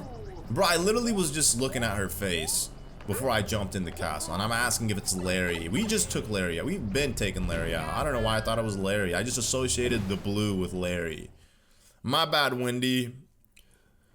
You're so unforgettable. You're so forgettable that I forgot it was you. She has her roller skates, or her ice skates on, though. Cute. Okay, here we go. Oh, nice. So like, what are these like icicles on top supposed to do if she's not gonna like bring them down? I guess they're like for me not to hit. Oh yeah, Luigi could definitely reach that 100%. Reach an icicle with the tip of his head, that would be brutal. Alrighty, so there you guys have it. World number 4. So that is about halfway, a little bit less than halfway done with the game. I mean, granted, the next world's gonna be like one of the longest worlds, if not the longest world in the game, Soda Jungle, because there's just like a crap ton of levels in that one. But I wouldn't say like in terms of length that we're halfway done. We still probably have like another couple of hours to complete this game, because world you know, the worlds slowly do get a little bit longer. And then we got these airship segments as well, which I never really was a fan of. I mean, there's just a lot of filler, just a lot of nothing, you know. I mean, it is cool, I guess, that the airships do make its way back. It's only in the console ones like Wii and U that the airships exist in, but oh no, we got the fire, bro. What you trying to cook up, dog? Trying to cook me? I'm already hot enough, bro. Oh, he's trying to freeze me. I'm a little too hot for him. A little too hot. Yo, the way that the ice ball is shooting out of his palm looks so cool, vibrant. Okay, we gotta watch out for this guy. Uh-oh. Okay, let me get this mushroom. Nice. Alright, just gonna bounce slowly. Surely. Oh, nice. Oh no. Okay. Okay, we got it. Very nice. No! There has to be an item somewhere here. I refuse to believe that they're not gonna give me an item. Sometimes these boxes will have items, but then that would require me to like risk breaking all these boxes. Something delicious, please. Yes, give me these mushrooms.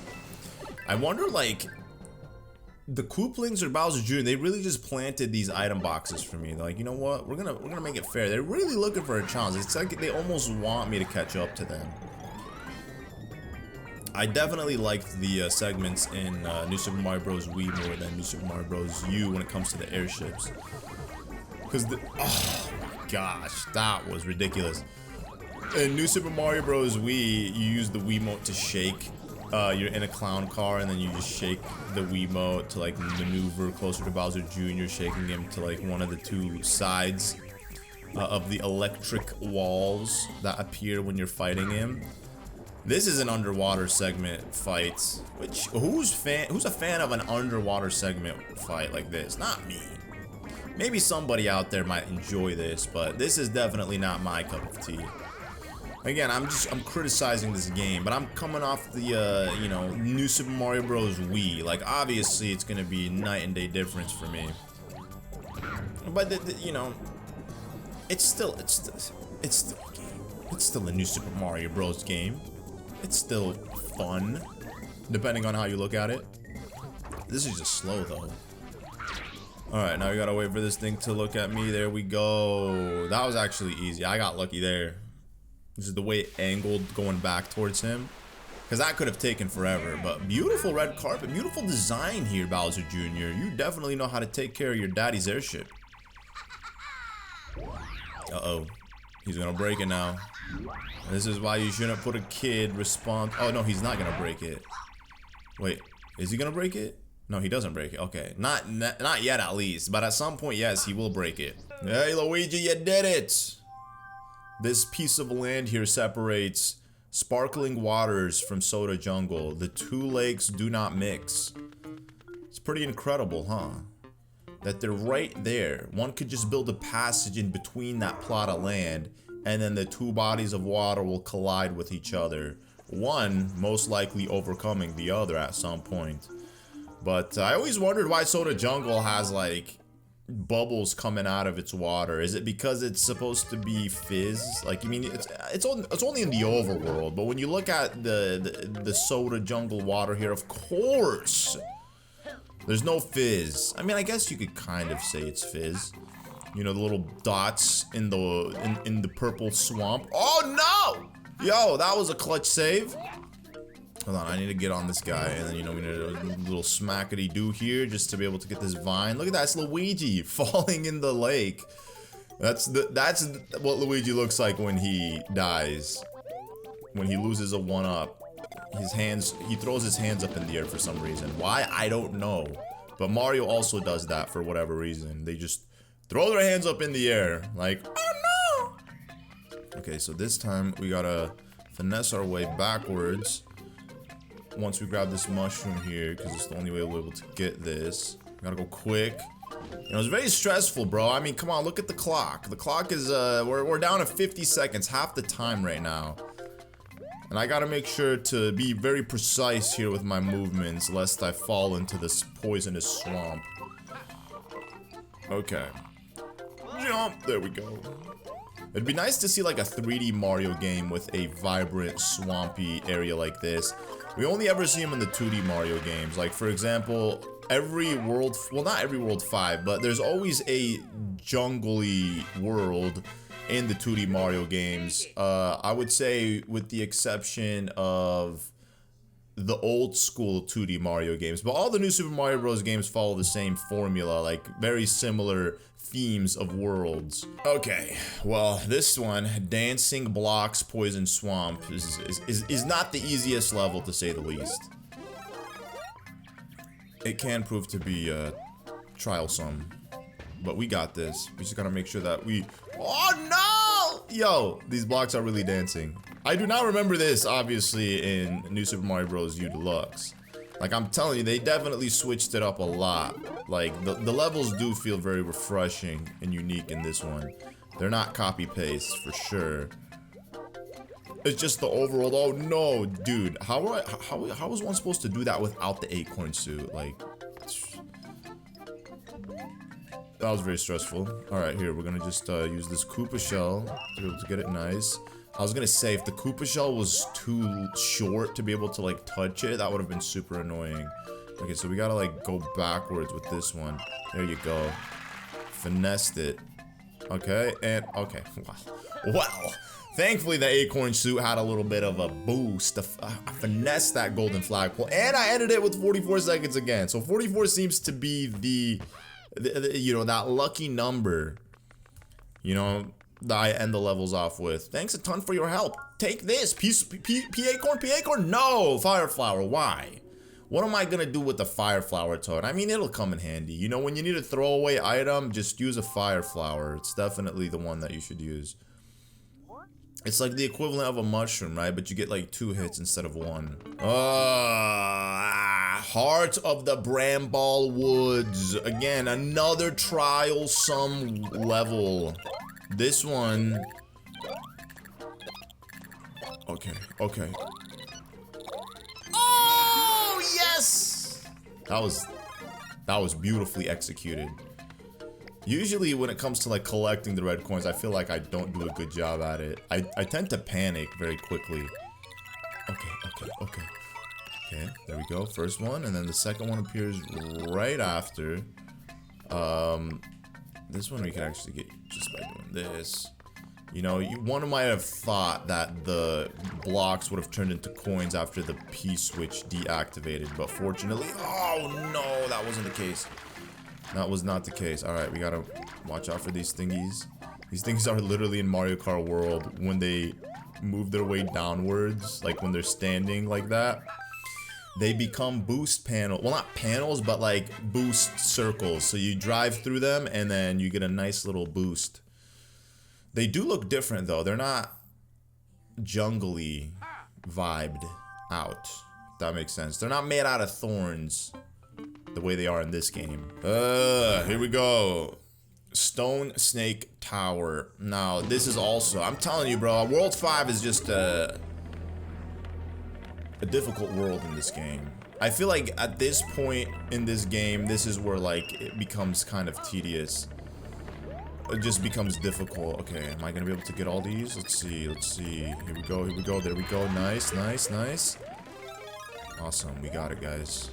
We got the acorn. Alright, so we gotta just hold on to this for dear life. Okay, here we go. Just follow the head of the snake. Okay, oh gosh. Yo! Okay, we got it. We did it. Okay, now we gotta just wait here. Oh, it's coming up with me. You can join me on my ride. I know it's probably scary to be all down there by yourself, so you can join me for this. I got no problem. Yo, it's me! It's a me, Luigi! Why is he crouching like that? It looks a little weird. Okay, we did it with 47 seconds. The question is, oh, duh, they give me 100 seconds. It would be nice for them to kind of like Daredevil you and make it where you have to fight the boss and defeat him with whatever time you have left once you've made it to the door. But then that would be like pretty hard for sure. You know, Nintendo make their Mario games hard to some extent, but that, you know, that would be like brutality. You know, imagine a game where like you get like 5-star level difficulties, like, and the whole game is like that. Nintendo would never, because most players would never be able to beat it. Like, think of like Super Mario Bros. Wonder DLC or just any of the 5-star courses in that game, but the whole game is just 5-star courses like that. That's why I could never really get into Super Mario Maker 2. Because watching the hard levels are the entertaining ones. So if you're not good at that, then there's no point in playing the game and making content on it, you know? Okay, Boo's favorite haunt. I like how this one's a play on to Big Boo's haunt, but this is Boo's favorite haunt. I think this is the level that I was referring to in New Super Mario Bros. U Deluxe that requires you to like shake the gamepad or the Pro Controller to reach the 3rd star coin. You know, I could be wrong actually. I don't remember. I always think it's one. It's like in World 4 or 5 or 3. My short-term memory is not as good as it used to be. Oh, nice. Here we go. Let's see. Because these Boos are not scared, bro. Like, I don't know what happened to them. Literally, was just saying earlier, they ate some type of courageous mushroom or something. A mushroom that gives them courage. Yo, it's me! I'm on the wall. That's beautiful. Whoever put that up there, bro, let me dab you up, because that is a very nice thing for you to do. Put me on the wall, represent me like that. Thank you so much. But yeah, to get that 3rd star coin and to reach a secret exit, you literally had to take that leap of faith, which I feel like most players wouldn't unless you had an Acorn suit. Maybe you would be curious what's all the way at the end of the room. But this will take us to a secret vine, which takes us to a Toad house and a secret level. Well, actually, no, the Toad house is in Meringue Cloud, so never mind.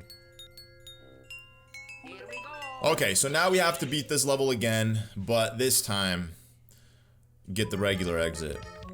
As if it wasn't already tiresome enough to do it once. I gotta do it again. I gotta see these ugly Boos, man. At least they're all uniquely animated. Every single one of them. That's one thing that we didn't really get to see much of in both of the Mario movies is Boos.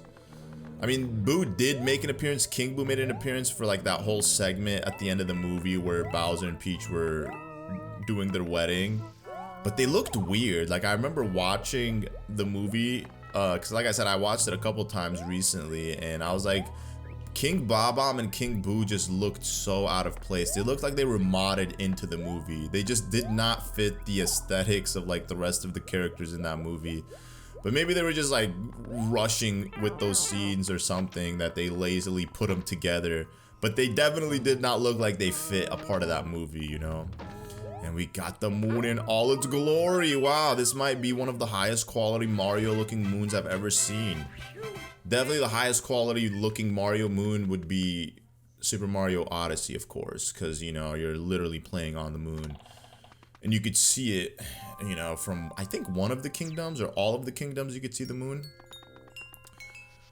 I don't remember, you know, that's something I just, I don't really pay much attention to, but I'm assuming, yes, you can. Para-Beetle Parade. This one's an annoying level. This is an annoying level in Mario Bros. Deluxe.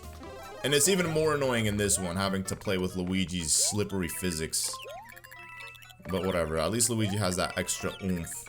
So the small beetles somehow go upwards, the big ones go downwards. You would think that the big ones would go upwards and the small ones would go downwards because they're lighter, and then the weight of Luigi on their back would make it harder for them to ascend. But it's weird that the big ones, the heavier ones, are weaker than the smaller ones. Alright, let's get rid of this guy. Look at that. See? That's actually a very nice spot to put a star coin. Like, behind the piranha plant, forcing you to take him out. Oh, 1-up? Yeah, baby. Give me that 1-up. Give me that 1-up. Alright, here we go. Another one of these. Ooh! Okay. That sucks. It's fine though. There's a bonsai bill. Okay, we need this guy though. Yes, take me down, brother. Take me down. Thank you. Very nice. Oh, another one. Bro, they look so sick. The bonsai bills, man, they're scary. I never really like felt them to be scary until I watched the Mario movie again, and then in that final scene where like Bowser launches the bonsai bill on the Mushroom Kingdom, and then Mario has to essentially like lead it away from falling onto Peach's castle, or like in the Mushroom Kingdom. And Mario hits its eye to like get its attention, and then it starts chasing Mario. I'm like, yo, that would be terrifying. Like if one of those things were chasing after you. Painted Pipeworks. We're joined by the lovely Van Gogh, because this looks like a Van Gogh painting. I remember I had a phase in like 2022 where I was just like very infatuated by Vincent Van Gogh. For some reason in Philly, they had a bunch of exhibits for him.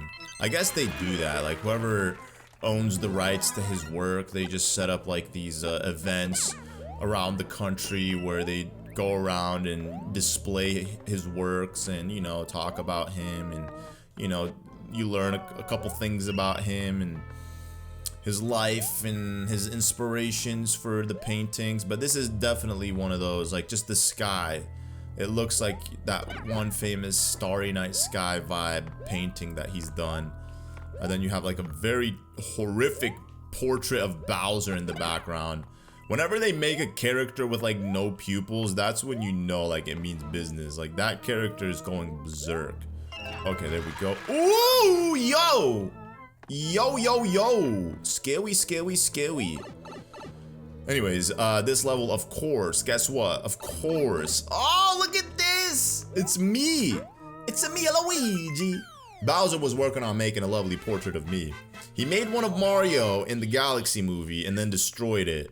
So it's only fair that he makes one of Luigi, but this was made long before the Galaxy movie even was a thing. It's a beautiful portrait. So we're gonna have to run this one back and get to the regular exit. Oh, 44 again! Dude, I literally was thinking before dude, that's just crazy. That's just crazy that I was thinking of like getting a 44 and I got a 44, man. That's wild. What is it gonna be, another fire flower? Give me something different. Spice it up for me, Toad. Come on, stop with the same generic items. Give me like a penguin suit. Give me like not a mushroom, anything but a mushroom. An ice flower maybe. That would be cool. Something unique. I mean, I'm going through these fire flowers like hotcakes, so whatever. Here we go. Deep Sea Stone Eyes. This one's an interesting level too. I've always loved the aesthetic of this one. It's just like weird Aztec vibes in a jungle. I've always been infatuated by like ancient architect. When you look at like ancient civilizations and like how they used to build their, you know, buildings and whatnot. Oh gosh, oh, bruh. I mean, I guess that is my fault. What did I expect? I kind of went in there a little bit hastily. I mean, fortunately, it wasn't like an instant KO. It was just, you know, they slowly get rid of your power-ups. But there's a lot of shows that I watch on Netflix and stuff that like showcase like just different civilizations from different times and the way they used to build things. And I feel like obviously every single civilization in history had their own unique way of building, and one can't say like there's one civilization that's evidently better when it comes to technology than another. I mean, we live in an age where obviously like electronics run the world and the internet and whatnot. I don't think any other civilization has had that, but we don't even really know how the pyramids were built, and yet the pyramids were built in such a way that today it would be very hard to replicate even with the technology that we have. So imagine how they must have done it back in the day with the technology that they had, because it's just like with every civilization getting destroyed, you know, their secrets to the way they did things also gets wiped out. So all we have is just speculation, what people tell us. Here we go. But yeah, there's also a secret exit in this one, you know. It's so annoying. I'm telling you, World 5 is like the longest world because there's just always there's a secret exit in like pretty much all the worlds. So annoying. But at least with this one, it's pretty straightforward because it's right here at the beginning of the level. I mean, they do tuck it in a very nice hidden spot where essentially all you have to do is just ground pound on one of these what are they called? Eye statues? Or something. I don't even know. I literally just read the title. I'm telling you guys, my short-term memory is shot. Could be age. It could be just my brain dumping information that doesn't seem to be useful to me. So I'm just like, you know what? I don't need this right now. It's called Deep Stone Eyes. That's what they're called. Stone Eyes. All right. Okay, this one, there was a little pipe that requires us to launch up to the secret exit here. Just annoying level, man. Okay, come on, there you go. Alright, I'm telling you, man, every single level in this world has a secret exit. It's so annoying. Like, 90% of the levels in this world have secret exit. It's like, why? Come on, bro. Like, you know, nobody likes to revisit the same world over and over and over and over and over again. But here I am doing it. But at least I could avoid the booze by doing this, taking this little shortcut route here. Okay, Sumo Bro Bridge. We got the Sumo Brothers. They're back. I guess this is their first time making an appearance so far in this game. They got little these spikes on their heads, or a singular spike on their head. So I can't even jump on them if I wanted to. I guess this is like part of the Koopa family, right? They got beards, which is nice. Oh gosh, yo, what? You know, because you don't really see reptiles with beard. When have you ever, or like hair? When have you ever seen like a dinosaur with hair? You know what I'm saying? Like, I don't think that exists. Bro! That is wild. I like landed onto the electricity there. Okay, there we go. Nice, nice. All right, here. Get me out of here, bro. Just get me out of here. Yo, I am so over Soda Jungle, dude. Okay, yes, something. Oh my gosh. Couldn't even grab the star. I mean, listen, it was in a really awkward spot. Hold up, I gotta go back. Okay. Ooh!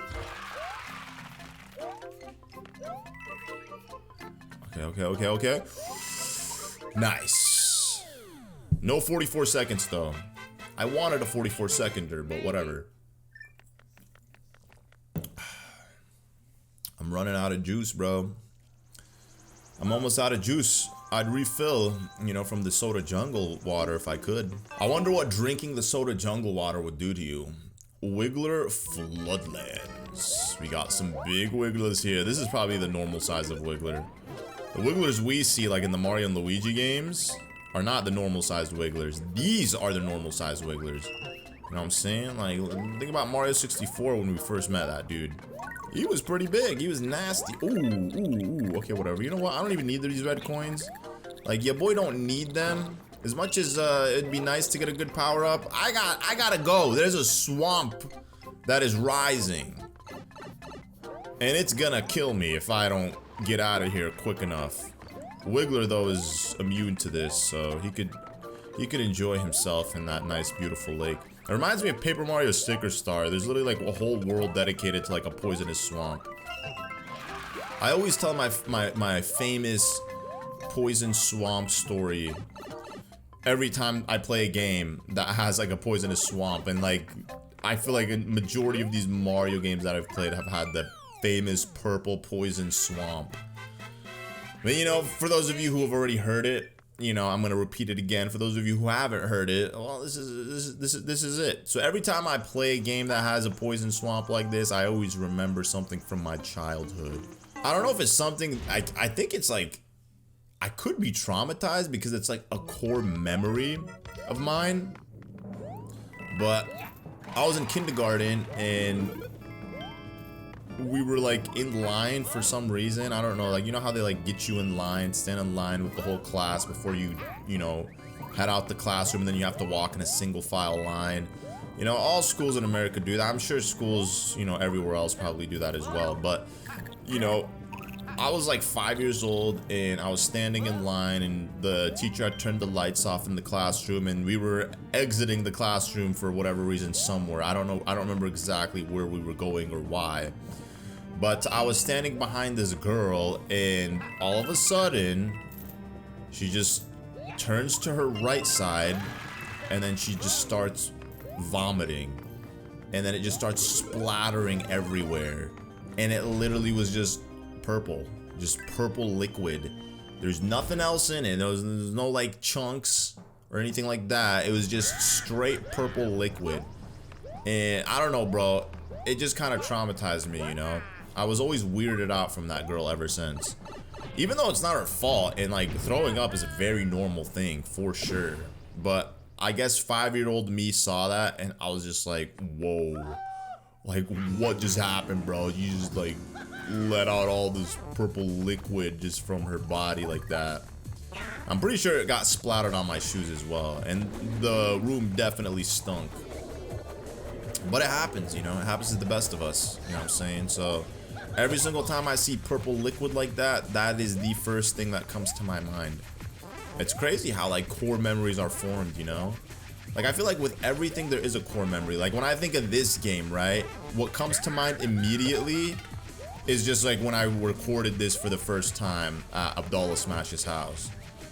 And I remember like vividly taking the train and how he picked me up from the train station, and you know, I brought my microphone with me and my laptop and recorded the whole thing in like a couple of days, and I was sleeping in his basement, and you know, those are like very vivid memories that I have that still remain with me from that time, you know.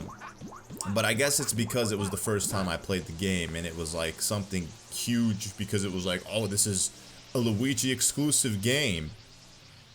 I wonder how much this, well, I guess technically, yeah, because this game was a standalone title for the Wii U, so I wonder like how much it sold in comparison to like Luigi's Mansion games. I am curious. I definitely gotta look that up. Hopefully I remember. And we've completed Soda Jungle 100%. Amazing. Now we can move on to world number 6, Rock Candy Mines. This is Morton's world, right? Because I definitely didn't fight him yet. Who is it? Hold on, let me see. It's gonna show me. Oh, it's Roy's. So it's Roy, Ludwig, and then Bowser. Oh, all right. So I'm gonna have to use an item for this one. We're gonna use the Acorn suit for Mount Fuzzy. So I actually do like Rock Candy Mines. I think Rock Candy Mines is definitely better than Soda Jungle for sure, because it is a fun world. I love any cloud worlds. They're just always so much fun to be in. Like, look at the background. I mean, like I said, this game and New Super Mario Bros. U are both beautiful games for sure. Definitely like the best looking ones when it comes to like graphics, but it makes sense because they are the most recent ones of the series, so obviously they're gonna look the best. But I just feel like, you know, if they could take this and then like incorporate it in like 3D Mario, like that would be really nice to see. Oh! Whatever, man. It would have been nice to hold on to that Acorn suit, but whatever. Now it looks like I'm gonna have to use another item, like another one, bro. I'm running out of items. I gotta save them for World Star. Like, what is this? Alright, we gotta move this block and make our way here. Porker Puffer Cavern. Who are the Porker Puffers? You wanna know what the Porker Puffers are? Oh, they're the spiky fish. Or are they? They are the spiky fish. They're called Porker Puffers. And then there's one that's called Bertha. Bro, unless I made that up, I really don't know. I'm pretty sure there's a fish called Bertha. It's the one that doesn't have the spikes on him. You know, I'll take this and then maybe I could, it would have been nice though. See, they give you a ice flower purposefully because they know that it's not going to be good enough to be able to take out the Porker Puffer. Oh, look at that. It's me again. All right, here, watch. What I'm going to do, I'm going to finesse this. Oh, don't you dare. Don't you dare touch me without my consent. I will file a police report on you for harassment. Just leave me alone. Alright, that wasn't that bad, honestly. Alright, come on. There we go. Amazing. 50 seconds. That's usually about the spot right there. Like 50, 40, maybe a little bit over 30. Usually never less than that to be like one of these levels. But you gotta know what you're doing. That's the thing. You gotta know what to expect going into these levels. Boom, boom. Your tower is annoying, bro, because you got these spiky wheels. I know they have a name, bro. I literally just read the name. I'm telling you, my short-term memory, bro. Okay, give me that. Give me this. See, I'm telling you, what is an ice flower gonna do with these guys? Nothing. So although it looks like it is a oh no. Although it looks like it is a tower, or I mean a fortress, it's actually not. It's a tower. That's what the name of the level is as well. It's a tower. So there is this warp pipe here that if we take it, guess what? Oh, we got a star coin and somebody etched me into the stone. Who did that? I want to know. Was it Kamek? Was it Bowser Jr.? Maybe it could have been Bowser. Could have also been Roy. Maybe Roy, you know, is a fan of me. He likes Luigi. You never know. But I'm gonna assume it was one of Bowser's minions who did it. Okay, here we go. This is where it's gonna get. We're gonna get stressful. These big ones. Ooh. Okay. Ooh. Ooh. There we go. Okay. Oh. Okay, we need to get in one of these pipes. Brother, you know what? There's actually a better way to do this. Just finesse it this way. That works. Well, actually, technically, I needed to do this because, well, no, yeah. If I hadn't done this, I would have actually ended up screwing myself up because I would have had to fight the boss. But I mean, either way, I would have had to come back here to do the secret exit. So it is what it is. It doesn't really matter. Regardless, see, I was saying that usually I'm never under 30 seconds. I ended the level with 21 seconds. Bye-bye. I don't even have to fight him anymore. I wish I could just continue, but nope. In order to unlock the rest of it, I gotta go back in. So I'll meet you guys back at Boom Boom. We got that extra 100. All right. You ready, Boom Boom? I think he's ready. We got 64 one-ups for this. What's he gonna do? He's gonna give him some wings? Is that what you're gonna do, Magic Cooper? You're gonna give your boy some wings? Yeah, of course. He turns his arms into wings. Would you guys exchange your arms for wings? Like, you get wings, but you lose your arms. That'd actually be really tough. I probably wouldn't do it. Even if I could fly, I wouldn't do it because it's like, I need my fingers. Imagine, I want to be able to play games or drive a car. I mean, granted, I can fly, but still, like, you're gonna be very limited. Oh! That was close, bro. I thought he was going to get me. Because I didn't think I would, I didn't think he would snap out of it before Luigi landed on him. But Luigi's flutter came in clutch, honestly, here. Okay. Moving on. What else we got? What else we got? Spike's Seesaw. Your boy Spike has some seesaws here. Oh, this level. This level. I like this level. This is not a bad level. Acorn? Nope. Hold up. Okay, well, that sucks. What if I did this, and then that? Very nice. Just avoid the spikes. Come on, something, game. Give me something. Okay, hold up. There we go. Get the second one.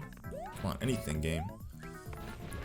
They really are being stingy. They want to put the pressure on you by not allowing you to have items. Okay, this is gonna suck. Okay, I gotta wait for it to go down. Duh. Okay, if I could get these green ones, that would be nice, but it's only gonna give me a 1-up, unfortunately.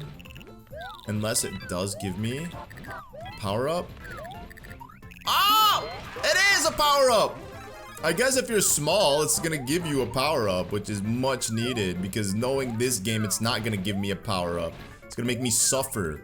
Alright, we gotta get him. We gotta get him. Yo, Spike, get out the way, dog. Get out the way. We got 26 seconds. Oh, no. 24, 23, 22. We gotta go, go, go, go. Oh, no, no, no, no, no, no, no, no, no, no, no, no. Okay, we got time. I ain't stressing. Not good enough. Maybe I should have triple jumped to be able to get it. But we passed 2 million points. I remember back in the day, I'd always like wish that my subscriber count on YouTube would go up the same way the point counter goes up in these 2D Mario games. I'm sure for someone out there, they've experienced that. Like someone like Mr. Beast. The dude sitting on almost 500 million subs. Which is crazy. To think that many people are subscribed to one person. It's crazy, but it's also not. Because, I mean, there's other platforms out there where people have, like, more followers, right? But, like, for YouTube, yeah, that is an insane amount of subscribers. And you would think, like, a person... I mean, he does get, like, in the 100 million views, right? So... I wonder how many of those people are not subscribed to him who watch his content. Am I a Mr. Beast watcher? I mean, sometimes, but I feel like his videos are like all more of the same. Crazy giveaway challenges, money challenges, all this high-end production. They feel like more, they feel like more, it's more like a, you know, like a Netflix show, like a reality show of some sort than it is like YouTube, you know, that you know, that YouTube touch is gone these days.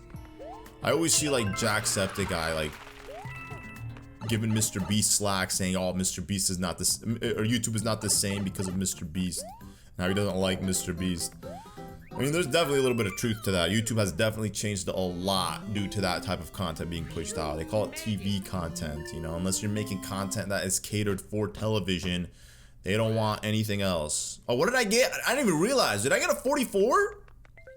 Huh, thanks a ton for your help. Tank Dance, it's a fire flower. It's a 1-up.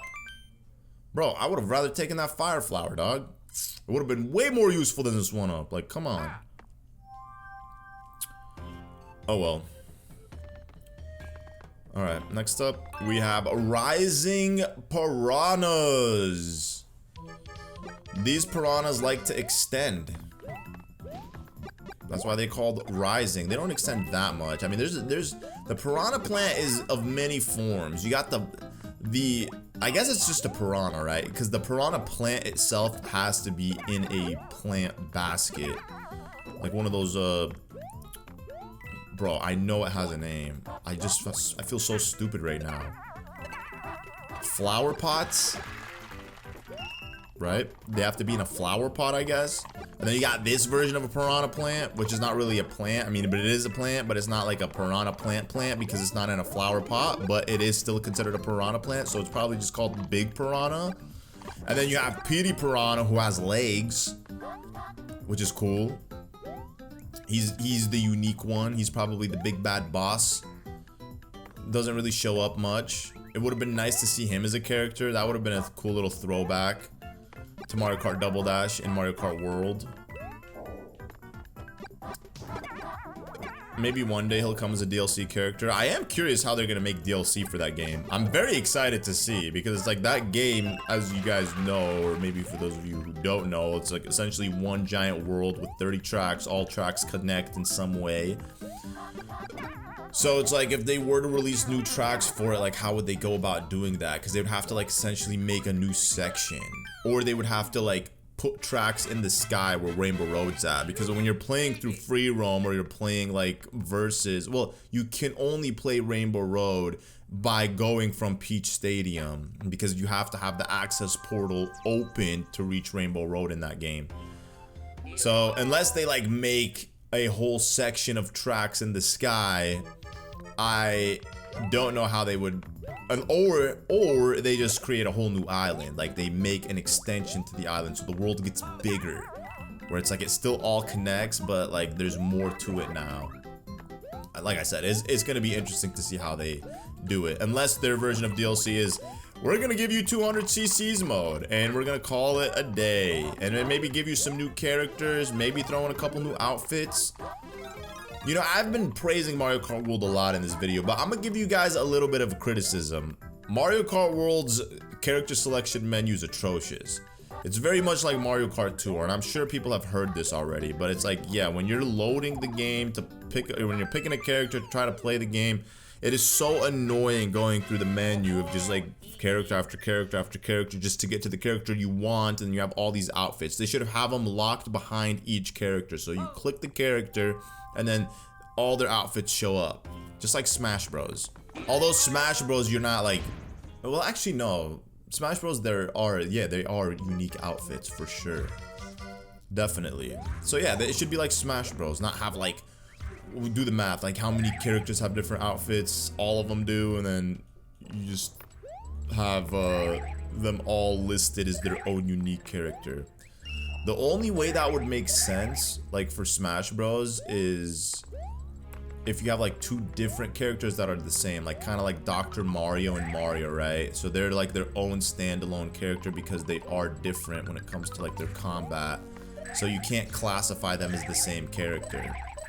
But I've heard rumors that apparently Smash Bros, the new one, is going to be called Smash Bros Legacy, and the way it's going to work is that the characters in that game will have, like Mario will, for example, will have like multiple versions of him, and each Mario will be unique. Will have like certain movesets that the other Mario doesn't have. That way, like, you know, you could play with this specific version of Mario or play with this new version of Mario.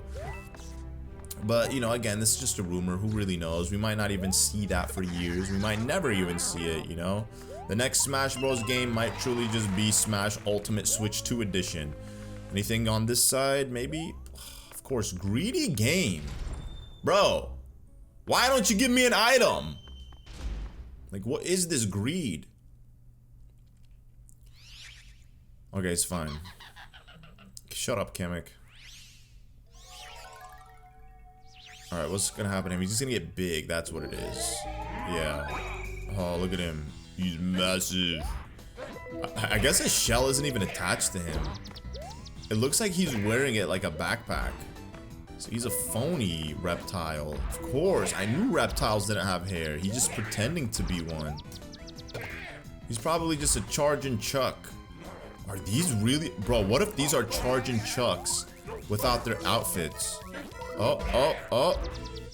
Okay, well, actually, we got a lot of time. I just realized. I heard that dun-dun-dun-dun-dun-dun sound, and I was like, oh, no. And then I realized it only happens when you reach 100 seconds. All right, yo, can you relax, bro? There we go. See, he's so big, I can't even get him from there. Look at that. Barely any wiggle room. I guess Boom Boom wanted the day off. Yo, and what is up with this pom-pom discrimination in these 2D Mario games?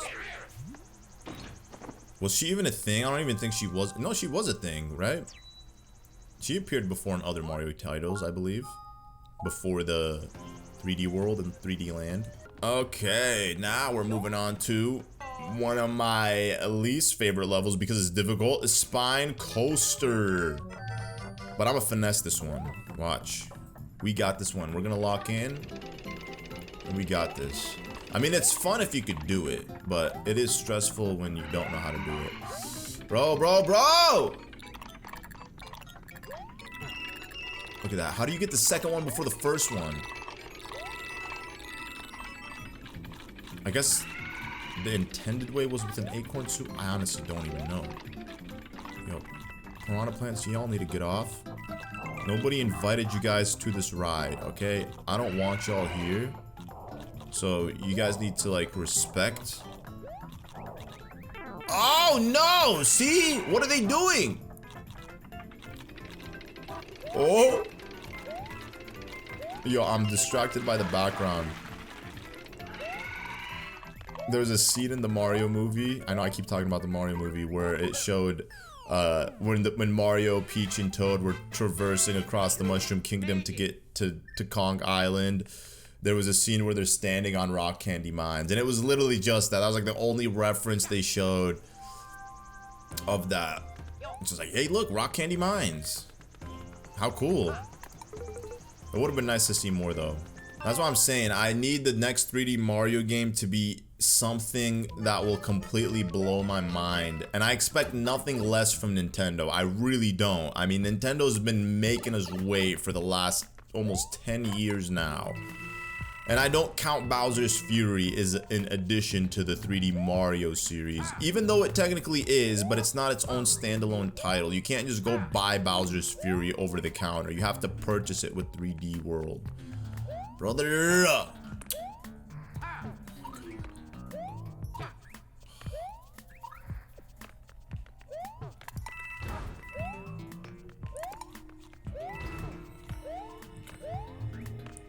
Could have just done that years ago, but whatever.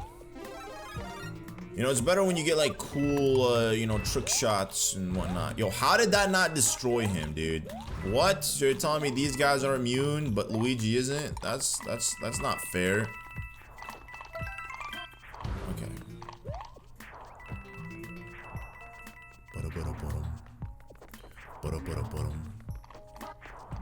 Oh, we got 37 seconds. Yo, this is gonna be a really tight level.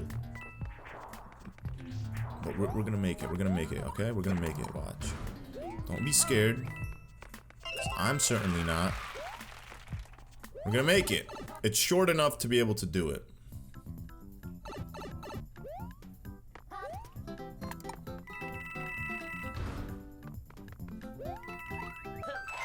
Okay.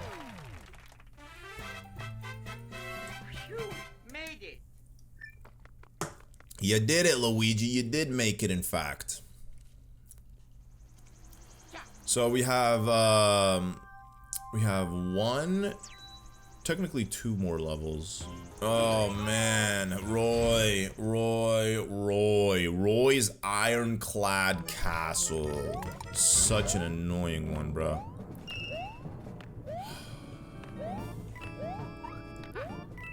So in order to get the third star coin, I have to go in from the back. Oh gosh, yo. Okay, give me the mushroom. All right, here we're gonna hit it just like that. Activate, and then we gotta go quick. Gotta go quick before the star coin falls into the lava. There we go. Get out of here, dry bones. So if these guys fall in the lava, they just like come back out of it unscathed, because clearly that's what happens, right? Like the lava does not disintegrate the bones. Oh! Okay, whatever. Something. Come on! Anything sweet? Nothing sweet? You're telling me I gotta fight Roy as a baby? Of course, and he's one of the biggest Kooplings too, so this is kind of annoying, but whatever. We're gonna make it work. I got you, Roy. We're gonna fight it out like dogs. Oh, this is actually gonna be an easy one. What am I saying? This is Roy. He's not Ludwig, where he splits himself into three. We just gotta make sure we land on him the moment he gets back up. Okay, we just gotta come on, bro. He takes forever. That's how they fake you out. See, look at that. I'm telling you, that's how they fake you out. As long as we don't let him launch any of the bullet bills, we're chilling. Come on. All right, there we go. Nice. Alright, unfortunately I have to redo this again just for the third star coin, so I'm just going to show you the third star coin, which is again very simple. You just go in through the back, grab it, but then you gotta fight Roy again, so we're not gonna do all that. I'm gonna show you just me grabbing that third star coin, so it stays true to being a 100% playthrough. So don't expect anything more than that. Oh yeah, and there's an airship too after this one, I believe, or it's actually World 7. There we go. Let's grab this. Very easy. You know, just gotta avoid these little lavas.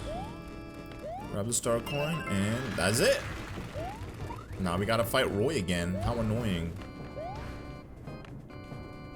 How annoying. Nintendo just like to make you repeat the same thing. And of course, don't even get that box. Whatever, bro. Oh, there was one here.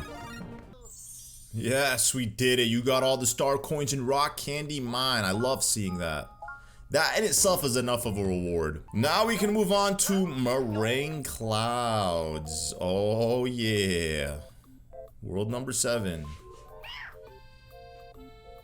Kamek is angry. What's good with you, bro? Who upset you? Ludwig's world. So this one is you know, I want to say is more difficult than World 6. I would say it's probably on par with World 6.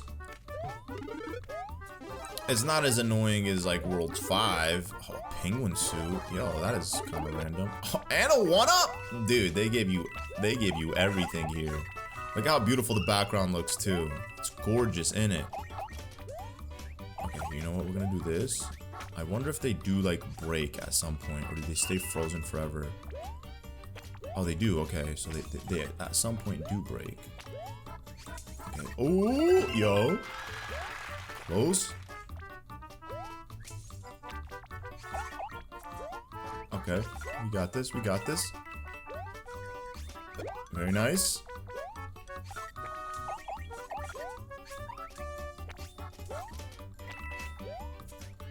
Okay, whatever. I got it. It doesn't matter. Ooh, yo! A penguin suit in World 7. That is trippy. You made it. Not a single propeller, though. You will ever find a single propeller in an item box in this game. The only time you get it is from Toad Houses. Or Mystery Reeboks Wiggler Rodeo. Oh, it's the baby wigglers. They're small here because they're not getting enough of that poisonous swamp. That's how they grow. So up here in the sky, they're not as big. Is this the first time we're seeing a Galumba? Oh, it's these guys too. Okay, here, watch. We're gonna do this. It doesn't do anything. The chain chomps are immune, obviously. Okay, here, watch. You see that, guys? You see what I just did there? You see what I just did there? I was actually trolling. I mean, I wasn't supposed to take damage from that chain, from the little fuzzy thing, but come on. It would have been nice to bounce on the the little acorn wrap, the swaddle, but I guess with the star it would have just knocked it out, so I wouldn't have been able to get the bounce. It just doesn't make sense. But that should take us to the fortress, but obviously we're not gonna do the fortress. We gotta do this side. Rainbow Skywalk. It's a little bit of that Rainbow Road juju.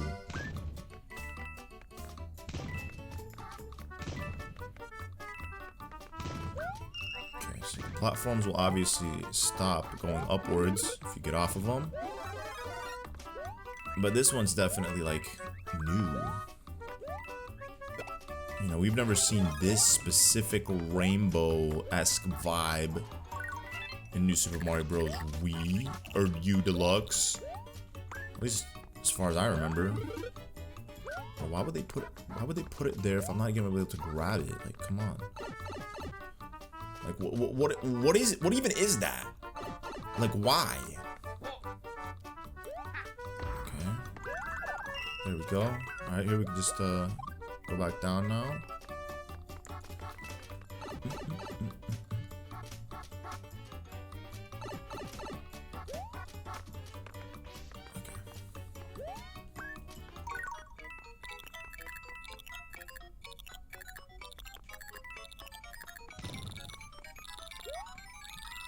There we go. Dude, that would have been so crazy. It would have locked me out. You know, you can't roll in this game, so it's not like I could break the blocks. One thing that I did really like about Mario Maker 2 is that you could play 2D, 3D world, and then you have all your abilities from 3D world, but in a 2D format, which is really nice. I would have loved to see a 2D, 3D Mario World game. So like if they had done Super Mario 3D World, but in a 2D format and made it a standalone game, that would have been a million times better than New Super Mario Bros. U Deluxe. For sure. Because I feel like after Wii, they could have just stopped with the new Super Mario Bros. Format and then just given us something completely different. This game was definitely not a necessary entry into the series. It was literally just more of the same. Like, nobody plays this game and says, wow, I'm so glad this game came out.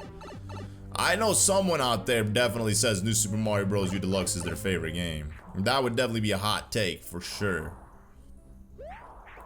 If they said, like, New Super Mario Bros. DS or New Super Mario Bros. Wii, I mean, I could understand that. But I definitely think there's better Mario games than those. If somebody said Super Mario Bros. Wonder, for sure, I 100% understand that. Like, that is a good take right there, you know? Because someone out there probably enjoys the 2D Mario games more than the 3D ones. And Wonder is by far the best one. Okay, we're gonna need to get rid of this dude. And then, little secret crevice. Alright, who do we got? I think we got Kamek again. Because he was the one standing on top of the fortress, so... Looks like we're gonna have to fight him. He's gonna be doing his little magical blocks. And we gotta find him. Is this where the Iggy boss battle was in, not the Iggy, but the Lemmy boss battle inspired by? Because those things are kind of like jewels. The Lemmy boss battle in Super Mario Bros. Wonder, where Lemmy's a giant jewel, and then he hides himself in jewels, and you just gotta break the jewels and ground pound him. I know it's not like the same thing, but these blocks do kind of remind me of that. Now that I play it. Hey, yo, you gotta stop moving, bro. I get it. You're a little wizard. You can disappear. You can do this, that. You know what I'm saying? You're magical, but like you're annoying too. Okay, just like spawn in a decent spot. Okay, watch disappear, of course. Just spawn in a decent spot, brother. Just stay put somewhere. Oh my gosh, brother. There we go. Nice. I guess that's what I'm supposed to do. I was supposed to wait for him to essentially, like, move all those guys out of the block. Ah, my favorite thing in the world, a ghost house. Said no one ever. Because you know what it means. I got to find a secret exit. And who wants to do that? Not me, but I have to. It just sounds like a chore. Like, you're probably watching this video and you're like, bro, you're not even having fun. It sounds like you're doing a chore. Well, that's what it feels like sometimes. Nah, give me Super Mario Bros. Wonder. I am enjoying myself every single... Because at least in that game, the secret exits were actually secret exits. They were fun to find. Every time I play that game, it's just always refreshing.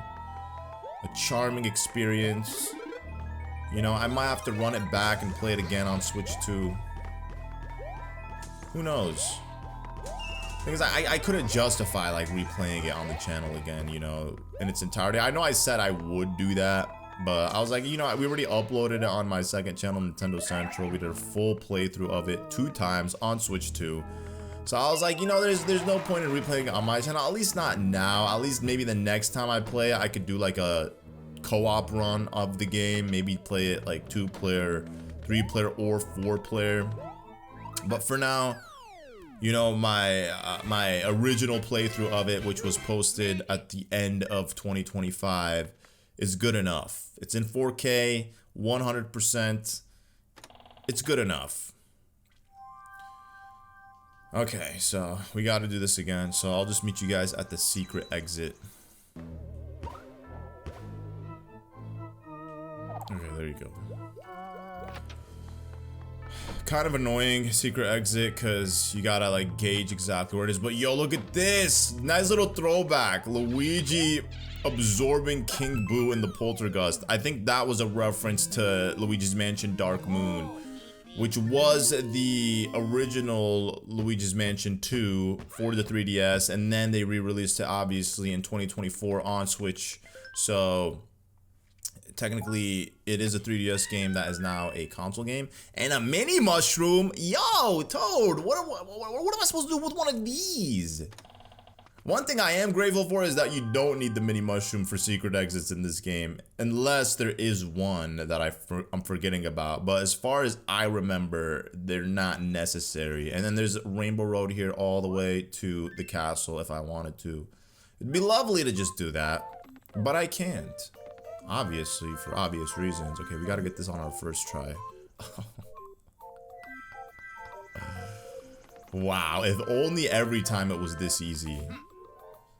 Get the item and just have a straight path all the way to it. That's awesome. Okay, so I redid it to do this one. Above the bouncy clouds.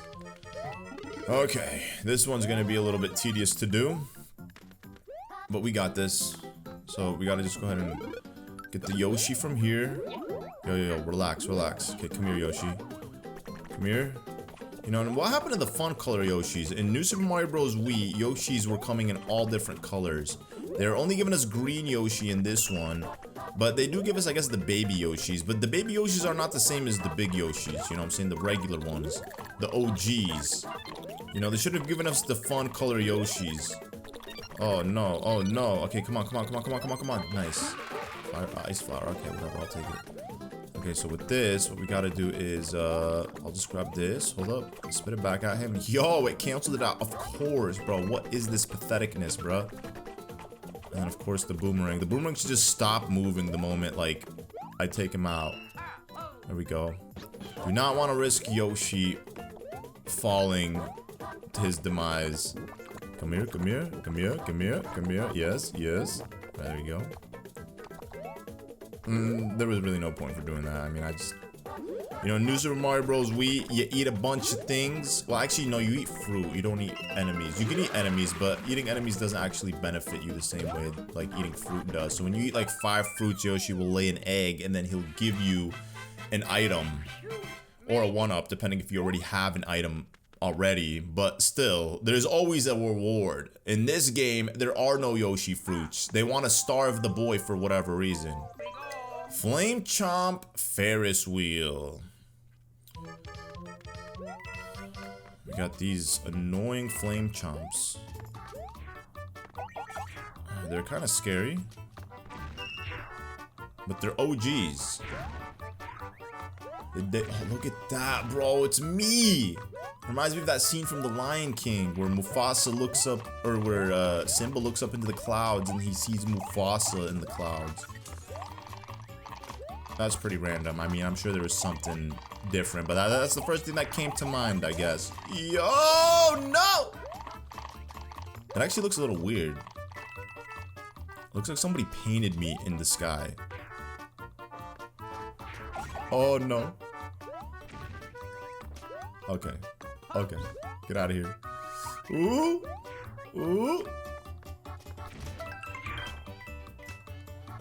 got this. It's like one of the very few levels where the star coin is literally like right there on the flagpole at the very end. Very nice though. Yeah, 44 again as well. I wonder what the toad's gonna give me this time. A mini mushroom? No, it can't be. A fire flower? For me? It is a fire flower, of course. Next time, Toad, give me your hat. So I could produce infinite mushrooms. That'd be great. I'm out. I guess we'll get rid of this. Because that's the equivalent of a mushroom, pretty much. 3-headed snake block. Are you guys ready for the 3-headed snake block level? It splits into 3 heads. Oh no.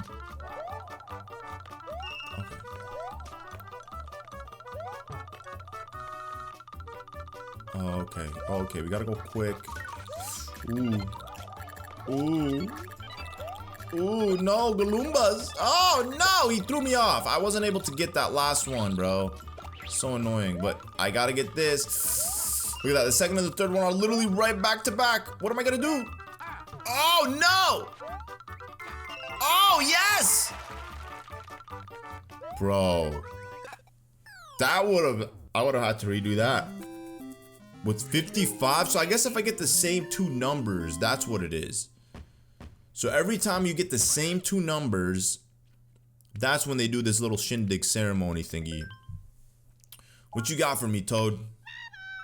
An ice flower. Finally. I've been asking for one of these since the beginning of this playthrough, bro. Thank you. I deeply appreciate that, Toad.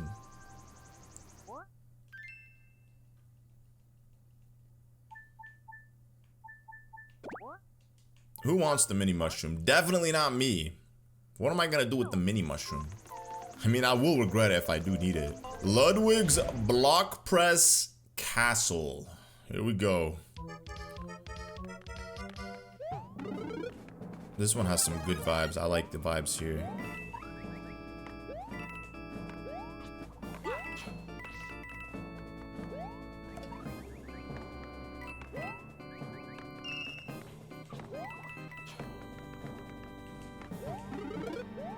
Okay, gimme. Nice. Quick. Ooh, yo! Scary. Scary.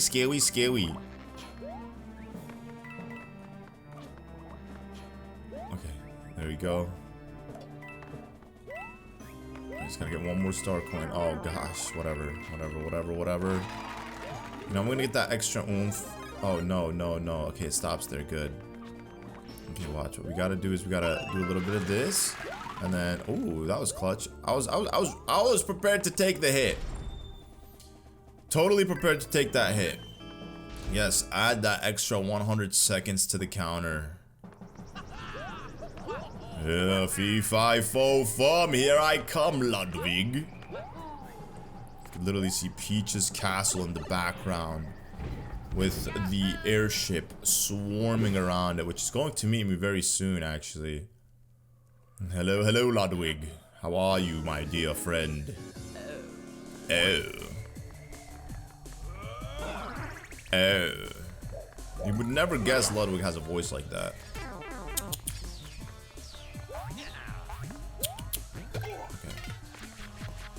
Okay, we gotta make sure he doesn't split into threes. There we go. Second one. Nice.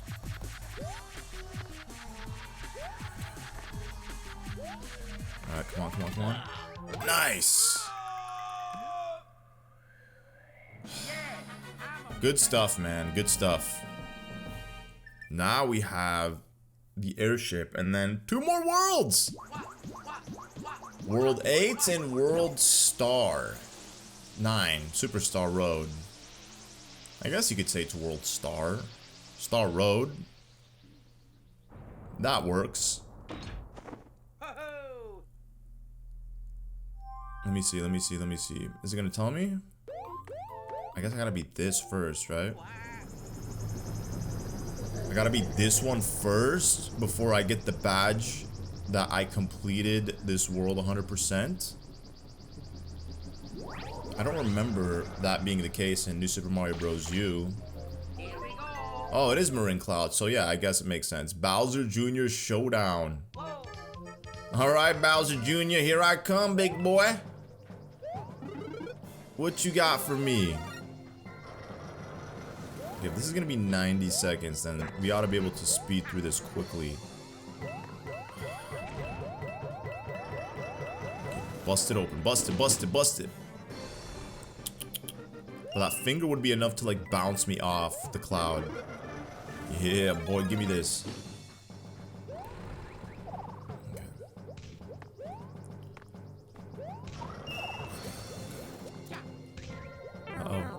Uh-oh. Oh, no.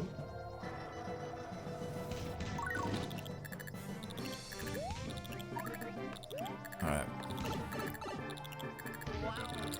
One more star coin, and then we can fight Bowser Jr. They better give me that extra 100. I mean, they definitely will. There's no way I'd have enough time to fight Bowser Jr. with the allocated time.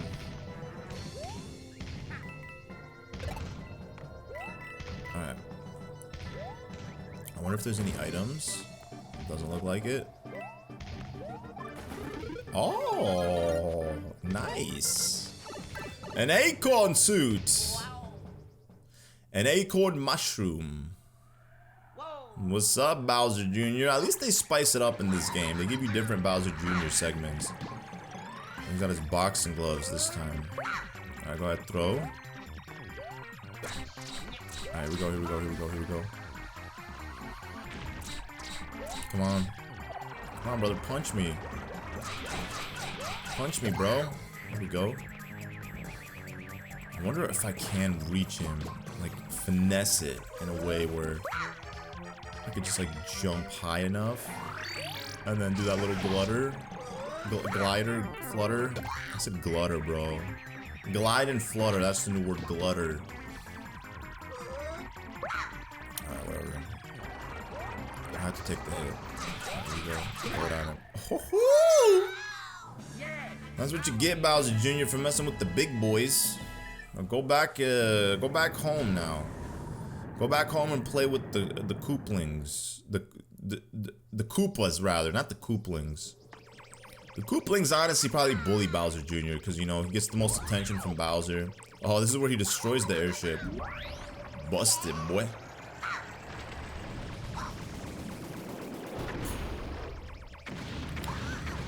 Bowser's gonna be pissed.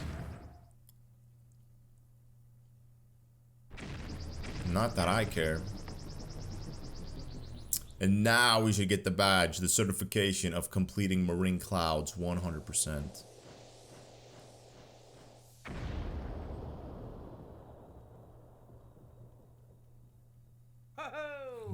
Yes? What?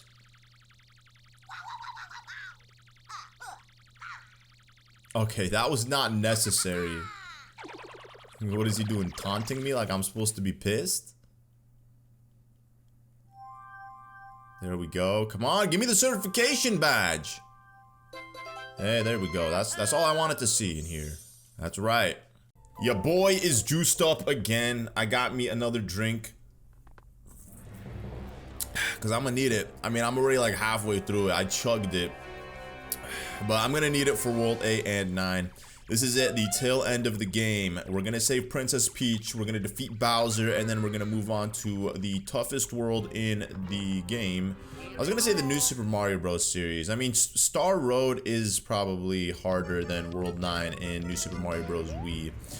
Well, actually, I don't know. I mean, they're both equally annoying in a lot of ways, but I would have to honestly play them both back to back and then give you guys that verdict to see like which one of the two worlds is harder.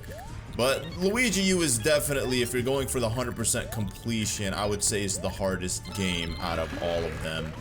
But if you're not going for the 100% completion and you're just doing a vanilla run of the game, then yeah, you could pretty much smooth cruise this game without any challenges, because it's just getting to the end of the level in one piece, just a race against the clock, as they say. So I've always loved the aesthetic of World 8. I mean, like I said, I've been raving about how this game is very beautiful in a lot of ways. I like the way that they designed the backgrounds for each of the worlds. This one, obviously, being gorgeous in its own right. You have Princess Peach's castle surrounded, you know, by the moat. Lava is everywhere. And you have fireballs raining down from the fiery sky. That's a lot of pollution right there. I mean, I don't think, like I said, they care. Oh my gosh. Ah! Whatever, man. Anyways, y'all, look at that. Who put that there? It's a me, Luigi. So if I wasn't playing as Luigi, would I see Luigi, or would I see the character that I used to get to that part? That's a very good question. I mean, I'm most likely positive it's Luigi. Alright, so now we gotta get to the regular exit. I've only used Peach at once so far in this playthrough. I'm trying to stay true to keeping it a Luigi run. Who knows, we might end up having to pull Peach out later, but we'll see. Hopefully that's not the case. Okay, come on, bro. You screwed me over! These fireballs, man. Bowser, you have pissed Luigi off. You do not want to piss him off. But he is pissed. He is full of rage. They should give Luigi a berserk mode. I feel like that would actually complement him really well. It would balance him out, because you know how Luigi can be a big scaredy cat, so... You know, we need the opposite of him being a giant pussy. We need him to be like a menacing beast. Someone that is like terrifying when he's upset. You know what I'm saying? Like, they definitely should give Luigi a berserk mode of some sort. But we already know Nintendo don't like to do anything fun with their characters. They like to, you know, the most we'll get is a costume or two in a Mario Kart game. That's the extent of it. Like, they give us a Bumblebee version of Wario. How menacing and threatening is that? Wow, Wario in a Bumblebee outfit? Or Waluigi in a mariachi outfit? To, you know, he's out here trying to steal someone's girl. Serenade her while he's at it. Okay, so we're using P-Chat. You know, this one's for the boys. I had to use P-Chat, you know. I felt like someone out there was like, you're talking about not using P-Chat and only sticking to using Luigi. I'd like to see you use P-Chat. Well, this one's for you. I hope you enjoy this, because P-Chat is gonna make this level super easy and actually quite enjoyable, because there's not gonna be a lot of struggle like there would have been if I was playing with Luigi. This one, as you can see, oh, look at that, bro. Oh my gosh, well, I lost my P-Chat outfit. I mean, it is kind of cheap. I mean, very, very cheap to be able to like glide ever so slowly in that fashion and then get a nice little flutter whenever I need it.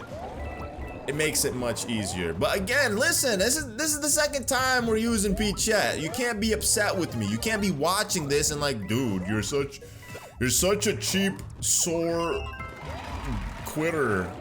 I'm not really a loser because I'm still winning, but like, definitely I could see somebody calling me a quitter for not sticking with Luigi. But listen, they put her in the game for a reason. And she's the new character. What distinguishes this from the original Luigi U is this thing right here. Toadette. So I gotta do it. I had to do it. Should I use her again? That's the real question. Should I? You know, I might have to.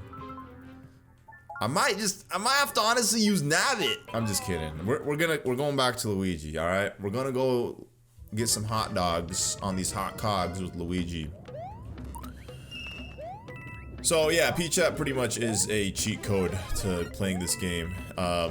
It was actually it threw me off a little bit when I jumped into that other level and then like the timer sound wasn't like moving quick. And then I looked at the clock real quick and then I had to realize, oh yeah, we get like regular amount of time. But it's like by playing it with P-Chat or any other character aside from Luigi, what really distinguishes this from being not New Super Mario Bros. U Deluxe? There's really not a whole lot because you have all that time to beat the levels. So even if they are more challenging, having that added time makes it where you could just relax, take the edge off. And that's not how this game is meant to be played. This is maximum cortisol induced. That's exactly what Miyamoto wanted. He was testing. Oh, yes! I knew it. Did we get any double? No, we didn't get any double time. Or same 2-digit numbers, but it's all good. But Miyamoto definitely wanted this game to be a high cortisol inducing game. And he was successful at it. Just like he was with many of his other games, at least certain segments in those games. Not all of his games are like that. Okay, Firefall Rising. It's actually Firefall Rising. I said it like it's 3 words when in reality it's just 2. So the fire is falling and we're rising upwards. This is how we get to the balcony of Peach's castle. Oh no. Okay, whatever. It's fine. I think I'll survive this. I think so. Yeah, I mean the fire is rising a little bit slow. I mean, cause you got a fire coming from beneath you, rather the lava, and then you got fireballs from above you. So it is a lot going on. It would be cruel of them to like really put you through the ringer. Wait, is there even lava rising? Hold up. I honestly might have just made that up. I feel like there was. Maybe there isn't. Maybe in this section there will be. Cause I honestly remember it, at least in New Super Mario Bros. U, there was like some. Ooh, lava rising! No! Oh no! Excuse me. That was a nervous. That came out, you know, because of my nerves. You know, as Shrek says, better out than in. Better let it out than keep it in. Alright, so we have one more level left, and I think we're done with World 8. Well, actually, we still have 2 technically. Current event. Wait a second. This might actually be the final level. I for some reason thought there was gonna be something on the balcony. Hold up. Maybe there is something. Yeah, there's definitely something on the balcony. Okay, yeah. I knew that was the case. I don't know why for a second there it just threw me off. Oh, this one we got lava rising. I spoke it into existence. Okay. Okay, so what we gotta do here is we gotta grab this bomb. This bomb here. We gotta finesse. Okay, well, we actually don't have to do that. I was gonna. You could also throw the bomb on the star coin and grab it that way if you wanted to do a little trick shot, but if you want to be like me and grab it the safe way, then just descend with your platform into that star coin. Whee! Wowie! Should I take this? I'll take this with me. You never know what it might serve. Actually, no, this is gonna be good. Watch. Okay, there we go. See, I was holding it, and apparently that was. Oh no! Yo, hold up! Hold up! Hold up! Oh no! I wonder where it stops. I think it keeps going. I mean, it must keep going till it reaches all the way up. Okay, that was actually a much easier level than. Ow! Every time I start saying how easy this game is, or whatever section I'm completing, wrapping up, I always get hit, or triggered, or miss the jump to get that golden flagpole. Here we go, guys, the final battle. They should have called it the final showdown. I mean, technically it is the final battle, because we're going up against Bowser. And little Bowser Jr. It is interesting when you play this level though with Toadette, when Peach meets herself as Peachette.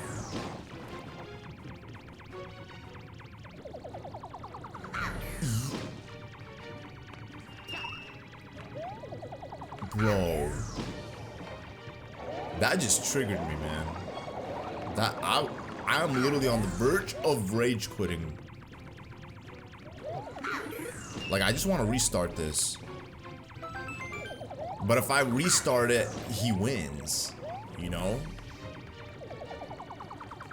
Ah! Oh my god! Bro, that was crazy. Now I gotta go fight Bowser as a midget? No, actually, wait. There's gonna be a power up here. Yeah, boy. There has to be another one. Yeah, boy! We got the double power-up. Man, I knew this game would give me double power-ups. And they give me 250 seconds. I mean, I guess that does make sense. Because the final battle isn't just like getting Bowser to fall off the bridge. You know, there's a lot more to it. Which, I gotta say, between this and Wii, I would say I prefer New Super Mario Bros. Wii's final battle more. But this one's still really fun. Don't get me wrong. Actually, I mean, Wii's definitely better. Bowser's Giga in both of those ones. Should I just, like, shoot him with some fire?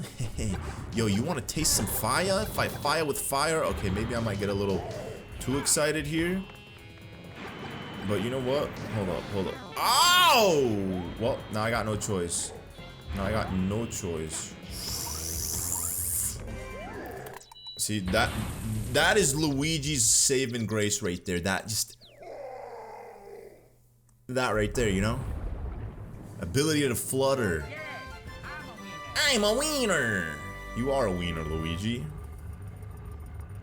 Wait, I didn't even see Peach. Oh no. What's Cameron gonna do?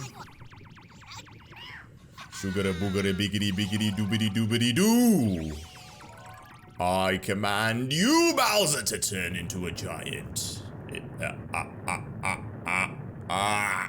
I'm gonna predict this right now. In the Mario movie 3, Bowser's gonna end up Giga Bowser somehow. You know, I was really expecting to see that in the Galaxy movie, but he wasn't. We got Dry Bowser instead. Unfortunate, right? Because Dry Bowser is like the least exciting version of Bowser, aside from Mini Bowser, which you don't ever really see in a game. It's just exclusive to the movie.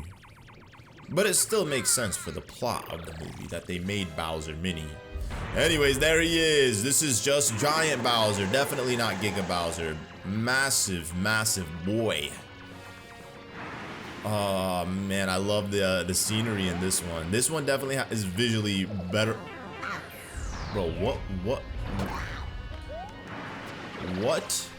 Okay, well that was my fault, honestly. I can't even be upset. You know, I was admiring Bowser's beauty, and then I just kind of like stopped paying attention. I think items do fall from the sky. No. I guess we gotta fight him his authentic form. That's how I'm gonna like cope with this. I'm doing it in Luigi's original form, so when I meet Peach, she's not taken aback by my nice height and beauty and tan skin from cooking underneath these lava balls. Alright, Bowser Jr., come here. Come here. What you got? You got a mushroom for me? Come on. Come on, give me something. Give me something. Alright, here we go. Boom! Nice. They're really, actually, technically I could have maybe landed on the clown cart again pretty quickly. Oh no, yo, stop! You're scaring me, Bowser!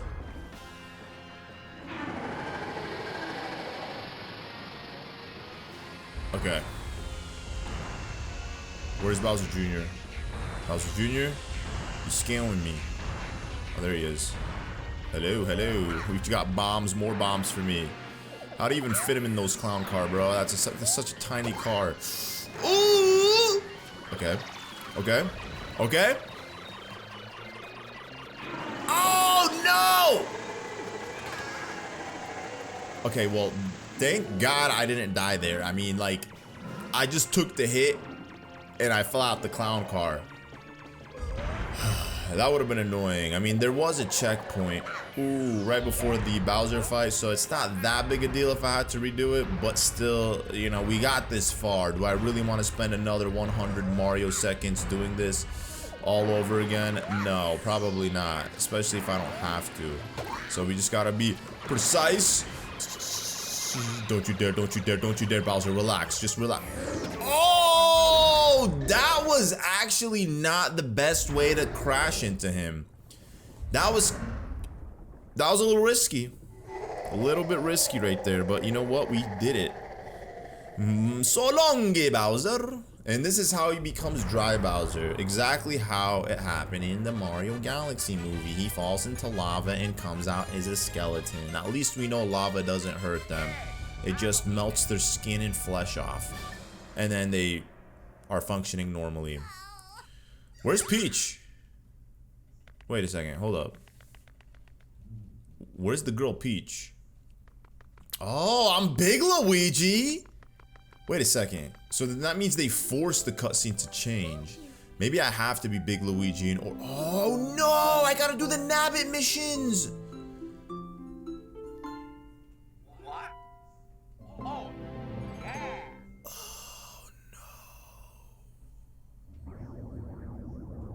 I just realized I have to do the Nabbits? Okay, well, hopefully the Nabbits won't be too tedious to do. This is exactly what happened in New Super Mario Bros. U. I was so focused on beating the game that when I made it to the very end, I realized I have to do the Nabbits. And then I ended up doing it in the end. And I told myself when I play through Luigi U, I'm going to do the Nabbits throughout the game so that way I don't have to do it all at the end game. And then here I am now doing it. I don't know how many months later, but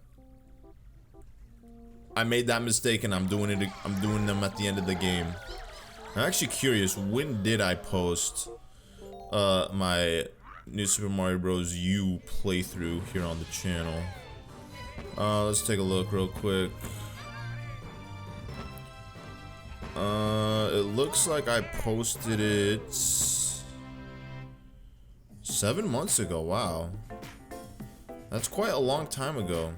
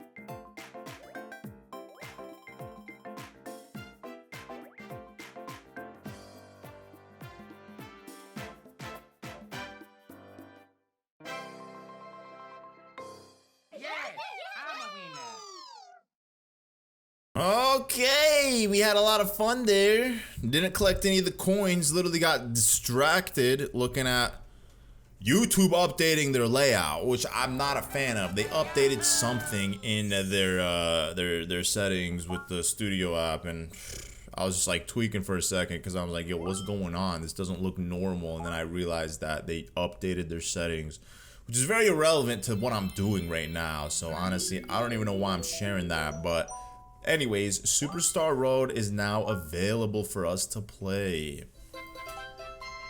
What does it say? You got all the star coins in Peach's castle. That's gotta be something good, right? Yeah. That means we unlocked every single level in the game? What else? You've cleared all courses through Peach's castle. Yeah, what else? Okay, so it's time for the Nabbit missions. So these ones we just gotta like literally run through and grab Nabbit as fast as we can. You know, I'm gonna slow down here. I'm gonna grab some items. Well, it looks like I'm gonna die. We're actually gonna grab this. Nabbit, yo, Nabbit, Nabbitinu, no. He's actually gonna be very easy. I'm like way faster than him. Like, who even is Nabbit? Who came up with this guy and decided it would be a good character? Like, who really likes Nabbit? Not me. Hey, thank you, Toad. Appreciate it. Alright, moving on to the next Nabbit mission. Okay, I forgot. You can't actually do that. I gotta play a level and then go get Nabbit. Play a level, go get Nabbit. That's how it's gonna go. So we're gonna be doing the first level here, Spine Coaster Connections. Alright, this one should be easy.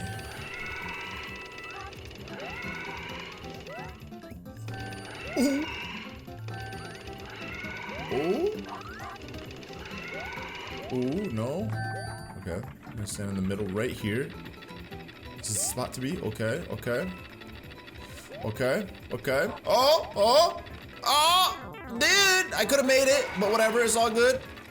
Second one right here. Oh, no! Alright, third one. Alright, whatever, we're good, we're good. We Gucci. You just gotta make it to the end now. And we did it, boys! Amazing. So yeah, that's how it's done. I play the level, go get Nabbit, play the level, go get Nabbit. So the next Nabbit should have appeared now. Okay, he's in Layer Cake Desert, spinning sandstones. Hello, Nabbit. I got my Acorn suit. Are you ready to fight? Luigi looks like he's ready to fight.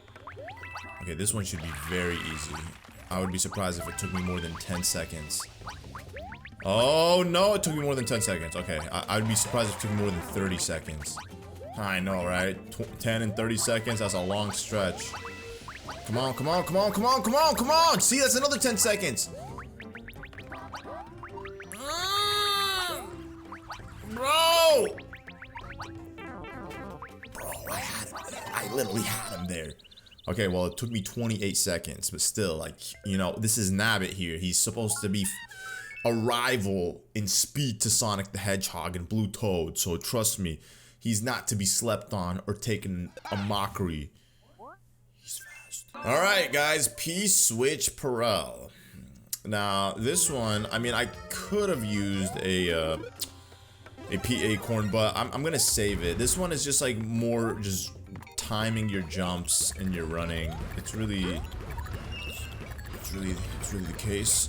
So, I mean, we technically would not really benefit from a piece Acorn. So there's really no need to use one. Oh, okay, perfect, perfect, perfect, perfect. There. Oh, okay, whatever, it's fine, it's fine, it's fine, it's fine. You know what? Actually, being baby might even help me because guess what? If I have to crouch, I'll be able to just run through without crouching. Oh, no! Oh, no! See? Okay! Well, guess what? I can just go backwards for it.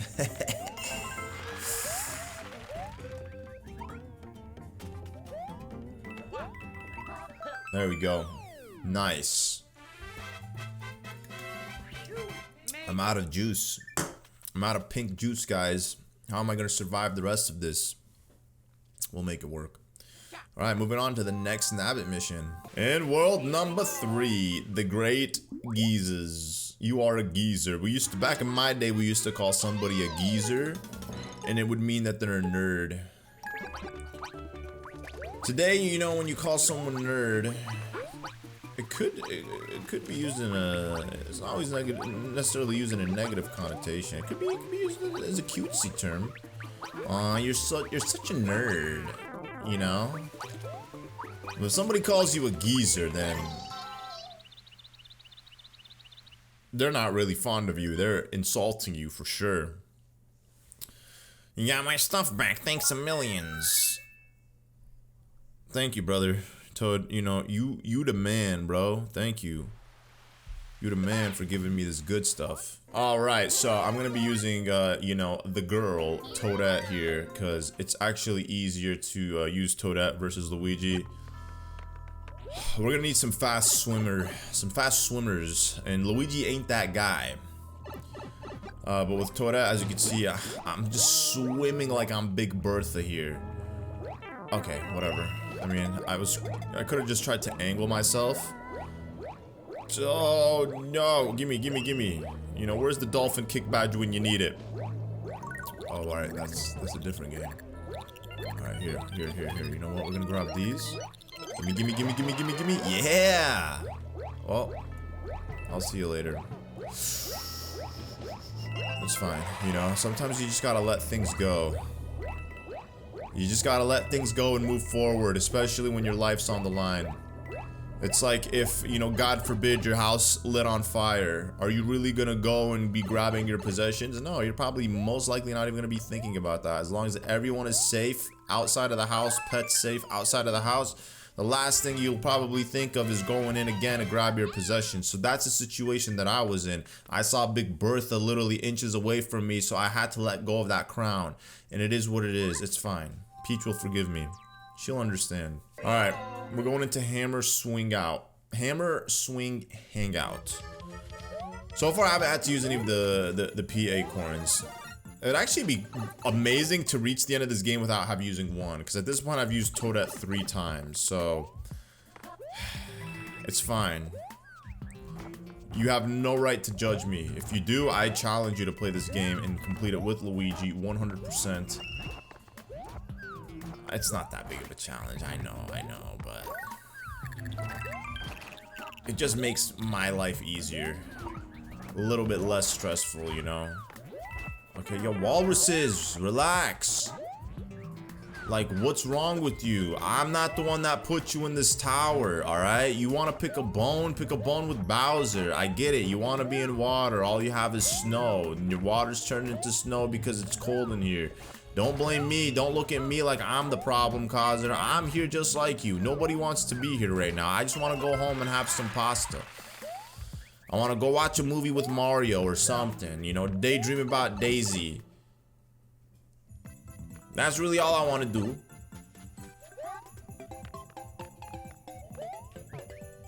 Here we go. Go. Alright, perfect. I feel like I've been stuck at like 67 lives for the longest time. I keep losing lives. What can I say? Alright, hopefully another Nabbit should have appeared. A Nabbit definitely should have appeared. Fire and ice. And I'd be a fool to use AP Acorn in this one. Imagine not using one the whole game and then I use it for a Nabbit level. How pathetic would that be? Alright, Nabbit, just submit. Just give yourself up, man. There's literally no points. There's genuinely no point, Nabbit. Like, I'm catching up, dog. Alright, you could just stop. You could save us the time. I told you. You didn't want to listen. Now you've humiliated yourself. Thank you, Toad. What am I gonna get rid of for this? Actually, no, wait. I have a free slot. That's right, I do have a free slot. And I got 4 of these bad boys and 2 propellers. 3 propellers. Under construction time. We're building Rosalina's observatory. I'm just kidding. We're constructing Van Gogh's painting and making it a reality. I think this one, I think at the end has a portrait of Luigi. Scary Luigi, a berserk Luigi. Actually, no, it's gonna be Bowser. What am I saying? I feel like I've seen the berserk Luigi though. Oh, it's Bowser Jr. Berserk Bowser Jr. I don't know why in my head I remembered it as Luigi.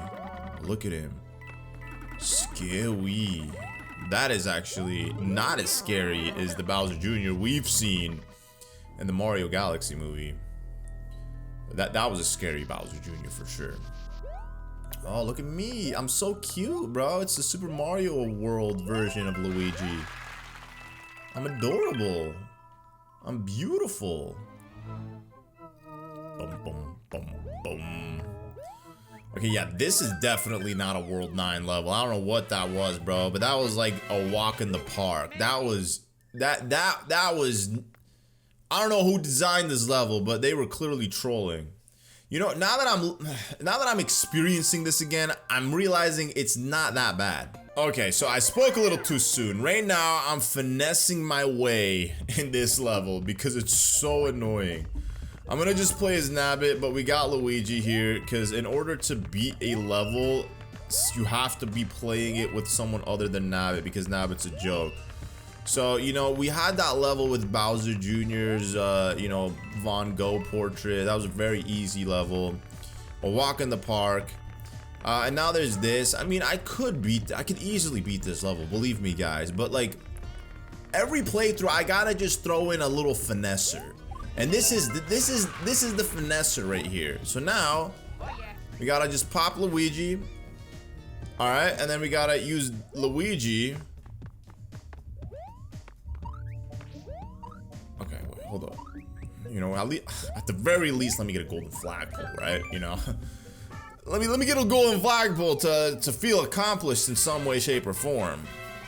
But yeah, I mean, listen, I didn't use Toad at that time. I never said I wasn't gonna not finesse my way around levels. I never made that claim. All right, moving on to Cloudy Capers.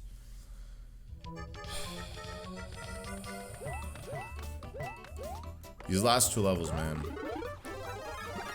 All right, here. Gimme. I don't like lakitus. Hopefully this cloud lasts. And it doesn't, like, give out on me quick. That'd be stupidly annoying. Oh, no. Stay away. Okay, stay away. There you go. Okay, nice. Oh.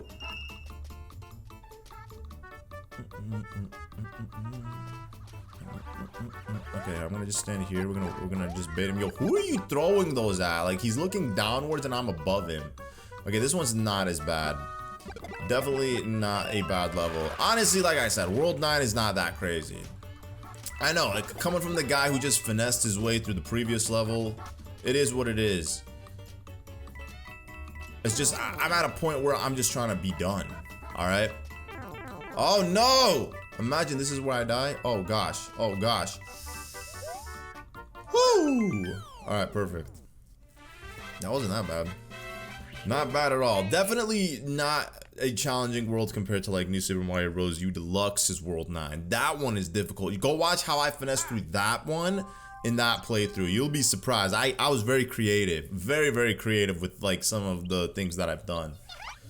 So it looks like we're gonna finish this before we unlock all the Nabbits. Alright, we're using a P Acorn. We have to, because I mean after this there's one level left, so I might as well use a P Acorn and show it off in this playthrough, right?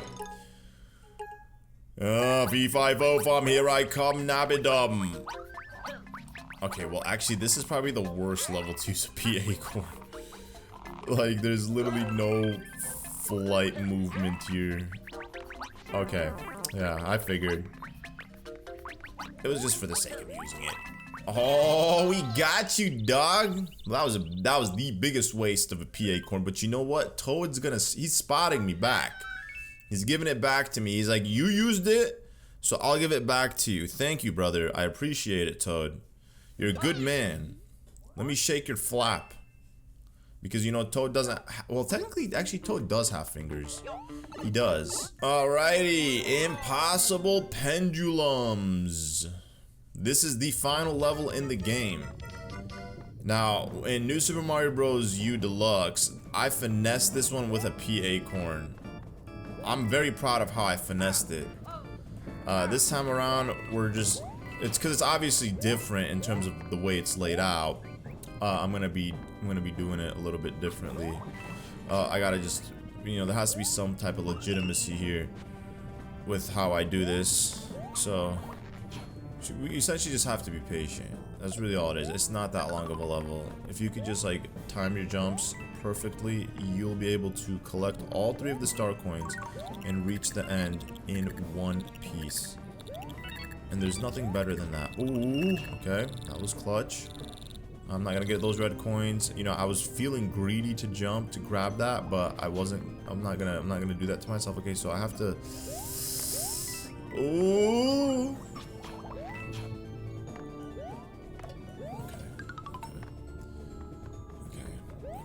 Okay. Oh. Okay.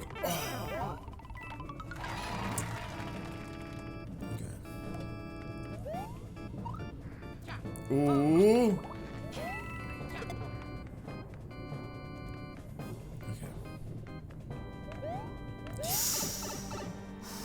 Clutch.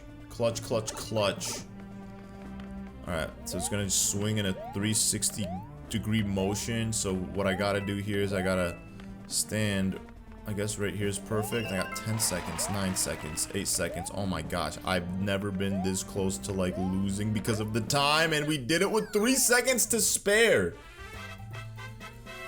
You made it. Yeah, so that's probably the hardest out of the bunch here in Star Road.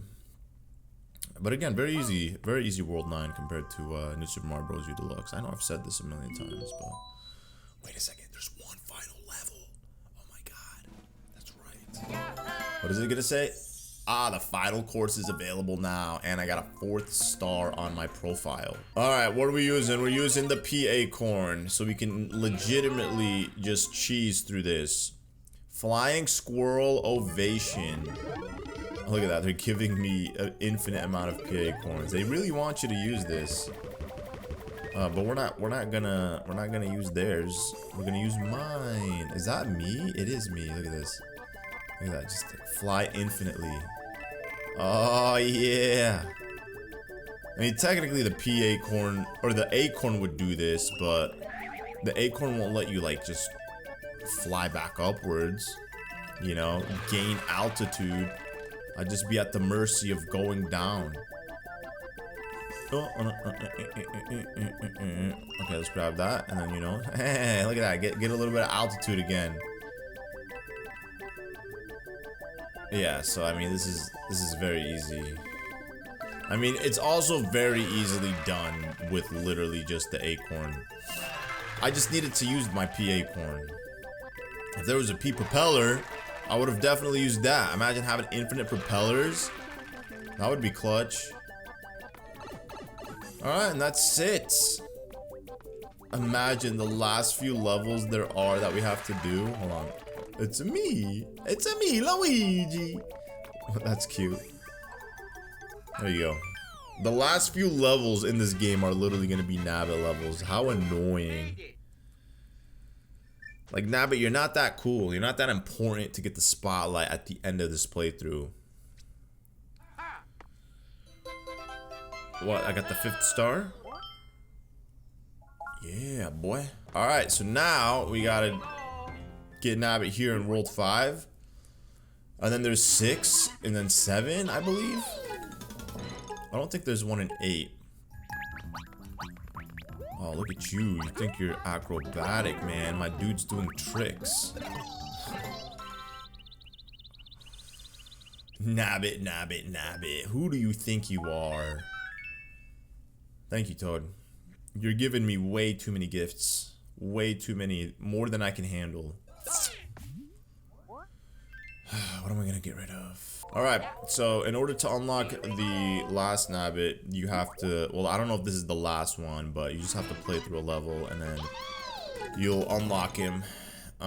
So it is kind of annoying because when I did it in New Super Mario Bros. U, by the time I finished, like, actually, hold up. I think the reason they were coming after each level was because I was like dying a lot. So even if you're like replaying the same level and you die, it just automatically unlocks. That actually makes a lot more sense.